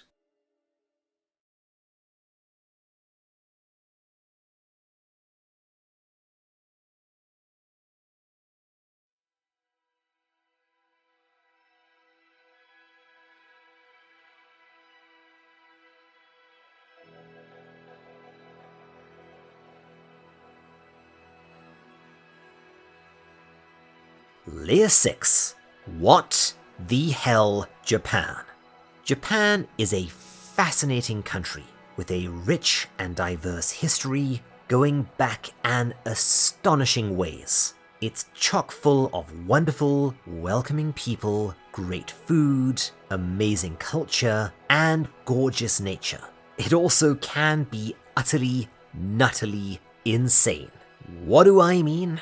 Well, that time, an actual death cult made an anime. One aspect of Japan that is decidedly complicated is religion. I've gone into this in more detail in quite a few videos, but most Japanese folks are at least loose adherents to Japan's unique primary religion, a sort of mashup of Buddhism and Shinto. There are also a fair number of Christians and very small enclaves of other faiths, most of these being Hindu.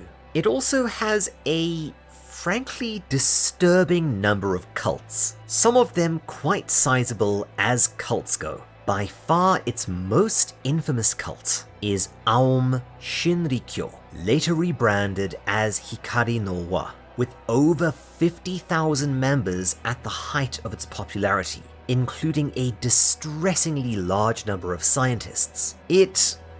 Okay, yeah. See, I don't want to go too deep into them because it's really, really dark and scary shit even for this video. Feel free to Google if you want to know more, but in short, they were founded by an actual supervillain, a man named Shoko Asahara, who believed, among other things, that he was Jesus Christ reborn. Asahara was executed in 2018, along with several other Aum members, for reasons that, once again, I probably shouldn't discuss on YouTube. Let's just say most death cults have the decency to just want to take themselves out. But Aum wanted company. A lot of company. And not only did they have attack helicopters and their own literal weapons factory, but they were reportedly close to building their own nuke. Once again, supervillain. Anyway, back on topic. They also made a 10-episode anime series in the 80s, Choetsu Sekai. Yup, this world sometimes, man. An actual death cult made an anime that looks like this. Oh, and apparently they made a few manga too, but these are hard to track down. And to be frank, I would be nervous googling this stuff. The anime isn't very good or very interesting. Its art is kind of primitive even for the era, and its animation is really janky. It's basically just wanking about how Asahara is literally Jesus and all the amazing things he can do. The cult also both drew inspiration from and were massive fans of certain other anime and manga, especially Space Battleship Yamato and the various Gundam series of the era. After Aum did that thing in '95, this led to a minor panic about manga and anime in general, and it was a whole thing. To this day, still not something you want to bring up to your Japanese friends. Anyway, let's move on to something a bit less bleak. Sorta, kinda, yeah, layers 6 and 7 aren't really that happy. The Fiend with 801 Faces. The anime and manga series Kuroko's Basketball is not something I've encountered before, to be honest. Not really my area. However, as with a lot of entries on this list, this is one that a few folks suggested, and oh my holy crap, why was this a thing? So, apparently this series became quite popular, at least in certain circles. Not so much because of its content, but because of an extensive shipping fandom, primarily yaoi, or homosexual shipping, that developed around it, resulting in a lot of doujinshi, or fan manga, being created and sold. All well and good, but then things started to get weird. In 2012, stores selling the manga, TV stations airing the anime, and even the old university of the mangaka began receiving a ton of overtly threatening hate mail from an ominous pseudonym, Fiend with 801 Faces. These frequently contained mysterious powders and liquids, which naturally scared the hell out of people. This kept on going, with around 250 of these letters being sent, resulting in Comiket, an enormous doujinshi event, as well as many other similar events, completely banning any content related to the series out of concerns of, well, terrorism. Hell, it got so bad that even some stores refused to stock the manga and anime DVDs. This continued until 2013, when a 36-year-old man, Hirofumi Watanabe, was arrested for the threats and later apparently confessed. While the motive was never revealed, it was attributed to a hatred of yaoi, apparently because his pseudonym included a coded reference to it. No, I'm not sure how that's supposed to work. That said, unlike a lot of stuff on these final 2 layers, this incident did have a happy ending, as, by way of apology, Comiket hosted a special event in 2015 focusing specifically on Kuroko's basketball doujinshi. Which, yeah, that's nice, but what a weird situation. I will never understand why folks take shipping so seriously. A no-win scenario. Before I went over to Japan, which, holy crap, was almost 20 years ago, that's terrifying, I spoke with folks who had been over there and they gave me a few tips, one of which was a holy trinity of things to never ever bring up to my Japanese friends unless I didn't want Japanese friends. These were the bomb, Japanese war crimes, and the Ainu, one group of Aboriginal peoples native to the area. I went into the Ainu in some other videos, and yeah, the phrase "a touchy subject" doesn't even begin to cover it. Let's just say that the Japanese were not overly kind to Aboriginal peoples, and it wasn't until very, very recently, like within the last decade if I'm not mistaken,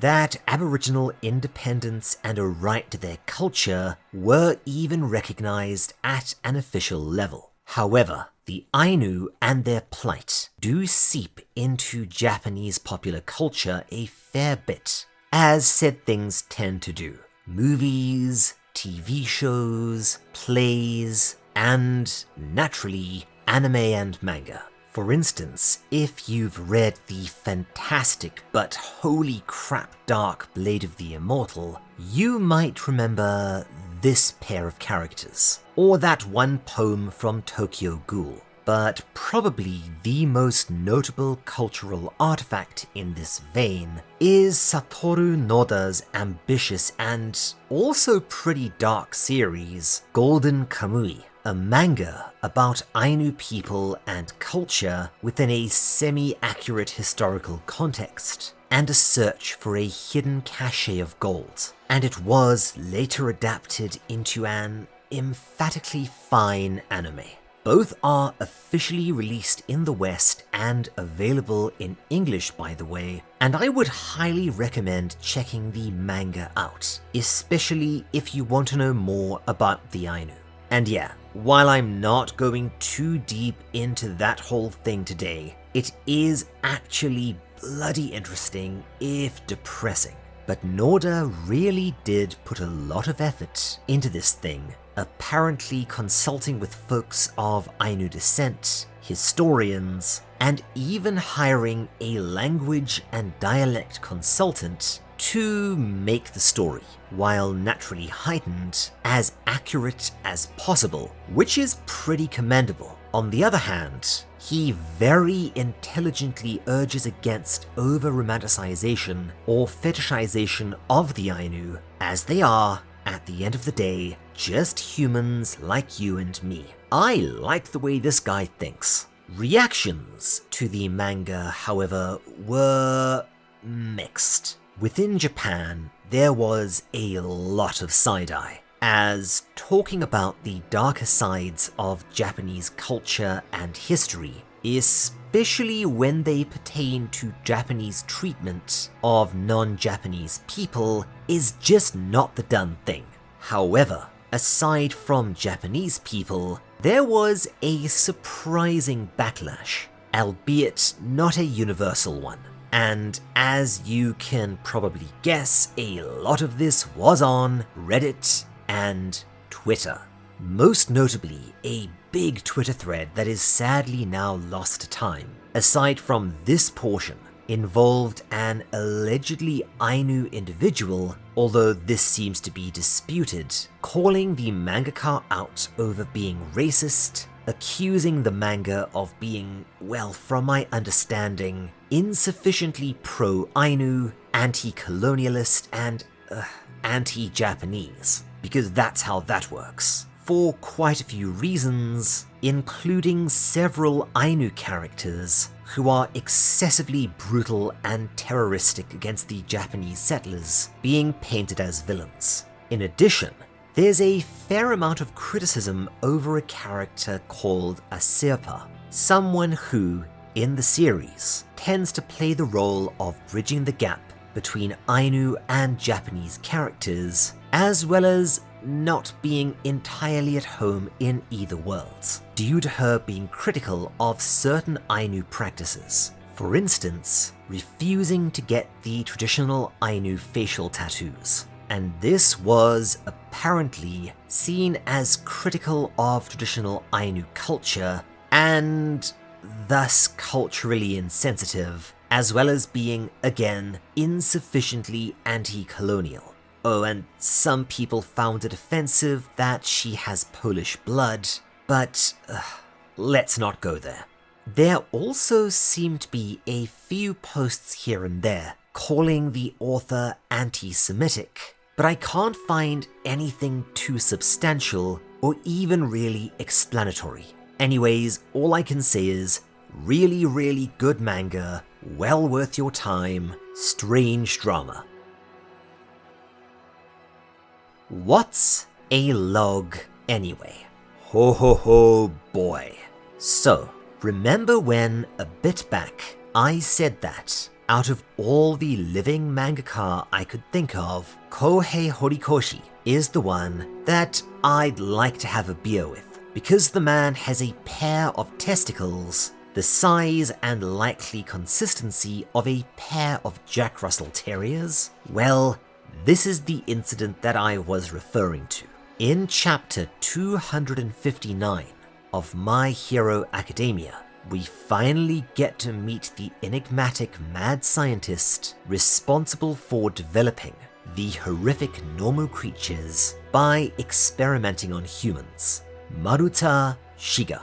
And people in the know about the darker aspects of Japanese history just did that thing where they hiss through their teeth because, yeah. For everyone else, a bit of explanation is likely required.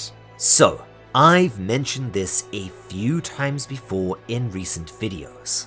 During and around the time of World War II, Japan did some truly horrible things. Probably one of the most infamous being Unit 731, a facility or facilities where they carried out such utterly brutal and at times bizarre and seemingly pointless experiments on literally thousands of prisoners of war, as well as civilians, women and children expressly included, that even this guy would take a step back and go, holy shitballs, that's going too far. I honestly cannot even start to discuss it here. It's probably the worst things I have ever read about, and I am a student of the darker side of human history. The facility was euphemistically called a sawmill, and the victims referred to as logs, or, in Japanese, Maruta. Yup, this guy is an overt reference to Unit 731, and this is where things get very complicated. See, unlike the West, which some would say self-flagellates excessively about the darker moments of their history, this sort of thing is very contentious in Japan.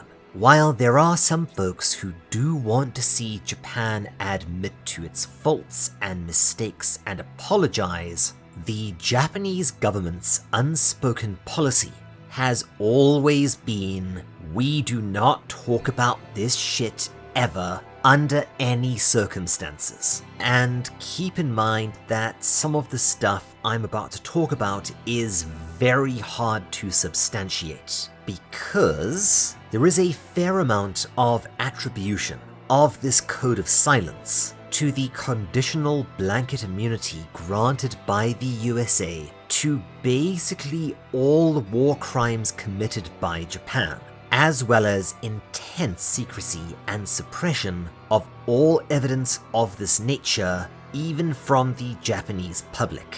Again, very complicated and yet morbidly fascinating. Feel free to do your own research, but be warned, this is a very dark and very deep rabbit hole. And yeah, it goes deeper than that, with some former members of the unit allegedly continuing human experimentation within Japan in the 1950s, which is what brought this somewhat into the Japanese consciousness. But it wasn't until the 80s where people involved actually began to speak out, despite frequent attempts at suppression by the government, and again, allegedly, even assassinations. Hell, it took until 2018 for the government to even acknowledge the unit's existence, and to this day, they completely refuse to discuss any of its activities. As to whether the assassination rumors are true, and to what degree the US was complicit in this cover-up, there has been a ton of mostly unsuccessful legal wrangling over the years, both in Japan and internationally. Again, look it up yourselves if you want to, I can't give a content warning strong enough. This stuff will rot your soul. But what is interesting is how often Unit 731 crops up in popular culture, both in Japan and abroad. Hell, the first time I heard about it was way back with issue 142 of the phenomenal Hellblazer comic, but Horikoshi might be the first time I have seen a mainstream mangaka even tangentially mention it, via the character of Maruta Shiga. Now, this kicked off a massive controversy, with some fans being pretty supportive, others saying that, well, he should keep his big fat mouth shut, and China bizarrely interpreting it as him making fun of the victims. I don't see it. And I think the majority of Western audiences have interpreted this in the same way I have, that Kohei Horikoshi, in his silly little shonen manga, straight up called out the Japanese government for war crimes and suppressing information, and got away with the lightest of slaps on the wrist. He gave a perfect non-apology where he said that the entire thing was an accidental coincidence, my squiggly squid, and Shonen Jump apologized and changed the character's name, making sure that everyone was completely aware of what had transpired. Streisand effect strikes again. Still though, if I am correct, this is why I want to have a beer with the man and I am buying. Because damn mate. Good idea, bad idea. Sometimes context is everything. And yet, even in context, there are things that are just not a good idea. Manga de Dohuka is a series of manga adaptations, most typically of classical international literature, but also some political and philosophical documents. This includes stuff like War and Peace and Metamorphosis on the fiction side of things, and stuff like Das Kapital on the non-fiction side. Oh, and Mein Kampf. What? Yes, even back in 2008, this led to a full-on international outcry, with publishing company East Press being tarred and feathered as, well, Nazis at the most extreme, and even at the more moderate end of things, were accused of making light of the Holocaust. They responded by making a pretty salient point that a lot of folks in Japan, well, let's just say that where there's not ignorance, there is something of an undercurrent of nostalgia for that era, and a general lack of understanding as to why people would find the book offensive.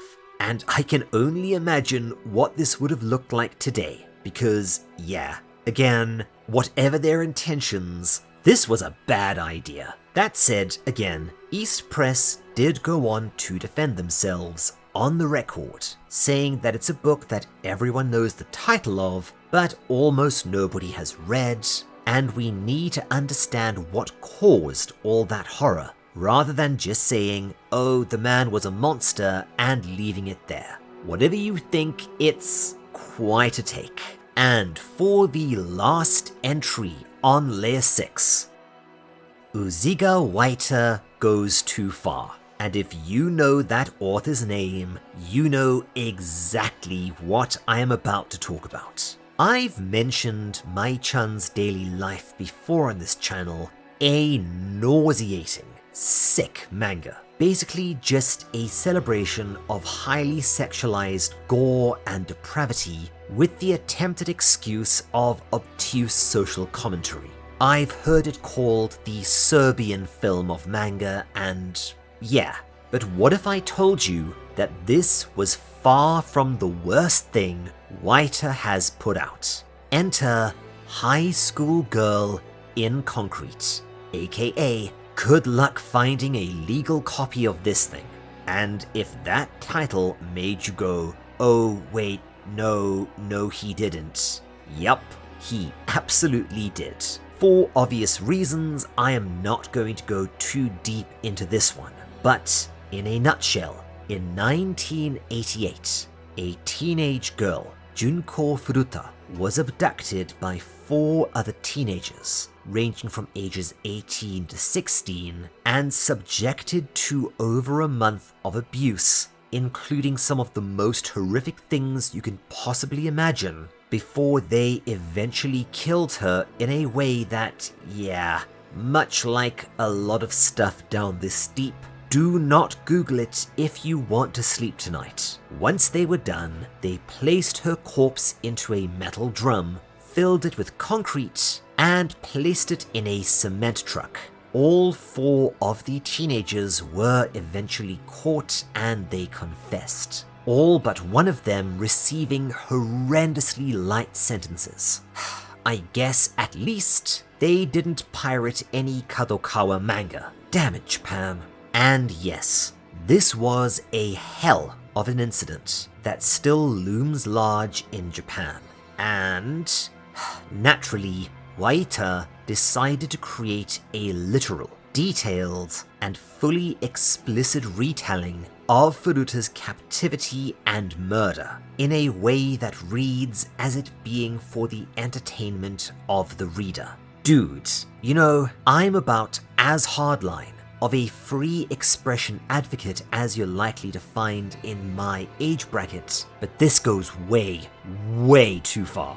Yeah, nothing funny to say, aside from, again, an oh Japan. And if you thought that was horrible, well, down, down, down to layer 7 we go.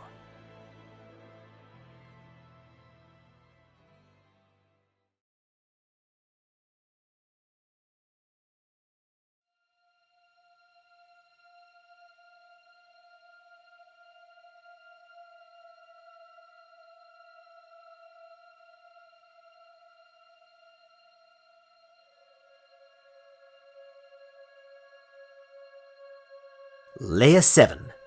Very bad things. Of course, the final and bottommost layer is going to involve actual criminality.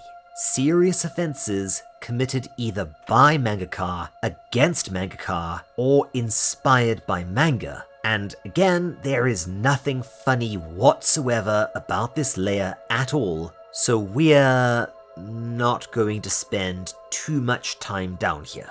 Just, yeah, all the content warnings. Bear-shaped scar.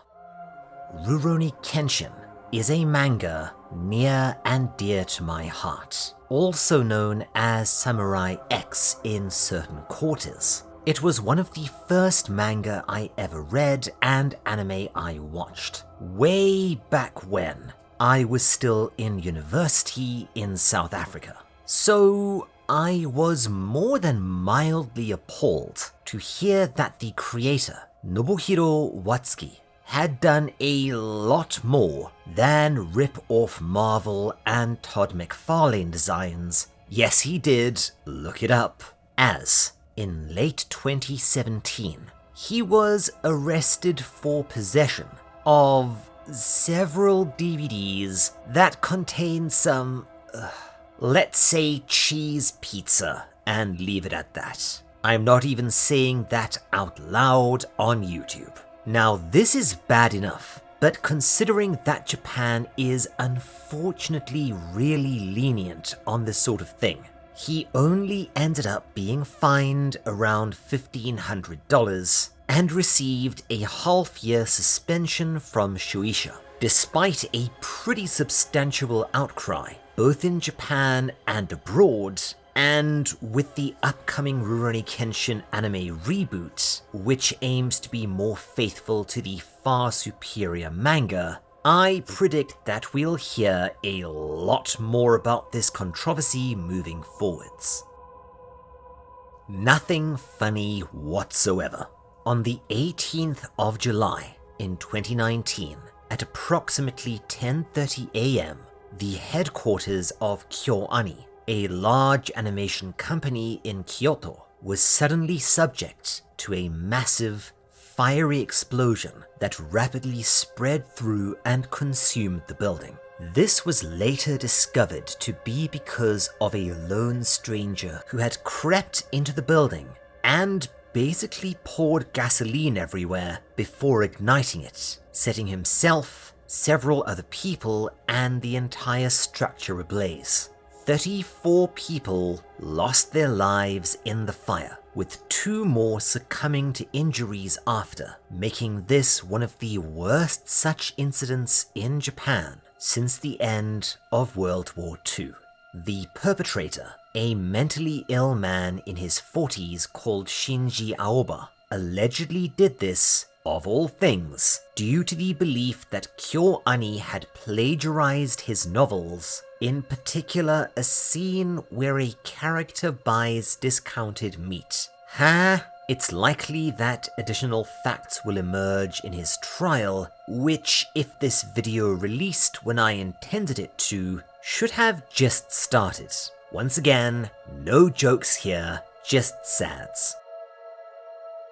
Death Note IRL. Yeah, this one's a bit older and maybe a bit too well known, but like a few other items on this list, I know I would have heard about it in the comments if I hadn't included it. In brief, and yes again, everything on Layer 7 is going to be in brief because this is a happy horror manga channel. In September of 2007, a torso and 2 thighs belonging to an adult male were found in Brussels, Belgium. It was impossible to identify the victim, and initially, it was suspected to be a morbid prank by medical students due to the genitalia of the victim being freshly shaved. What? And then it was attributed to a brutal serial killer who'd last been active a decade ago. However, there was one utterly bizarre clue. Some notes had been left close to the corpse, written in such a manner as to be untraceable, reading, "Watashi wa kira desu," the latter word spelled with 2 S's. My guess is that nobody in the police department was a weeb, as the case took almost 3 years to be solved. But eventually, the police apprehended 4 suspects, who were, indeed, big fans of Death Note. It's a little difficult to find many facts related to the case, but apparently they had known the victim and likely there was some bad blood there. 3 received sentences of about 20 years, and yeah, there are still a lot of questions about the case. But as far as utterly bizarre manga things go, this is up there. Also, note those sentences, Japan. That is somewhat more appropriate. What made the case even stranger is that it's not the only incident connected to Death Note, with multiple students at different schools, both in America and elsewhere, found making Death Note books of their own, listing off schoolmates they wanted to die, and yeah, if these were found today, the reaction to them might be a little different. Act Your Age, mate. Act Age is a manga that I don't think many folks outside of Japan have heard of. I know I hadn't. It's a middling shonen drama about, well, acting. Hell, Even within Japan, it's mostly known because of the highly publicized criminal case and the discourse surrounding it, involving its creator, Tatsuya Matsuki. In 2020, Matsuki was arrested under suspicion of groping a 14-year-old girl, yikes, resulting in the manga being cancelled, and after he confessed, him being placed on trial. Matsuki pled guilty, apologized, but asked for a light or suspended sentence, as he had, in his words, already suffered irreparable harm to his career. And he did indeed get a suspended sentence, to a moderate outcry, but he will likely never work in the industry ever again. However, there has been some discourse since then, comparing his getting blackballed and the fate of other mangaka accused of not dissimilar crimes. For instance, say, the Rurouni Kenshin chap, who was treated very differently, with some attributing this to Watsuki being far more successful and famous, and thus more lucrative to publishers. Honestly, you should both be in jail, but who the hell knows. And that's it. The Iceberg Abyssberg? Who knows? I hope that you enjoyed that ass-numbingly long video. If you did, or hell, even if you didn't, let me know in the comments. Before we finish for the day, I want to give a huge thanks, as always, to my fantastic patrons: Jake Reagan, Piece of Yeast, Elspresso, Cheerful Satanist, Starwin Marwin, Question Man 6, Kel Core, Jacob Ramsey, Crazy, Opinion Custard, James Bakes Bread, Wargle, Inukie Koji, Rose Montgomery, Lance Goebel, Paul Norberger, Rafferty, Aaron Arnold, The Hedgehog Gamer, Simone, XTC Pill, B Empress, Jake, Ranger Danger, and Cheshire Quill. If you want to see more like this, why not stick around? Subscribe, bell, thumbs up, all that good YouTube stuff, you know the drill. If you want to hear me say your name, get early access to most of my videos, have some fun perks on the Discord, and, you know, help Mrs. Owl and I out, or buy Baby Owl a gift, and ensure that I can keep on doing what I do into 2024, why not take a look at our Patreon? If you want to chit-chat about, well, basically anything, why not drop by our Twitch? We generally stream on Sundays, and soon we'll be starting up Friday streams again. Watch this space. Take care, my friends, and cheers. This has been a very long video, and I've got a cup of tea with my name on it. This is the Owl, signing off.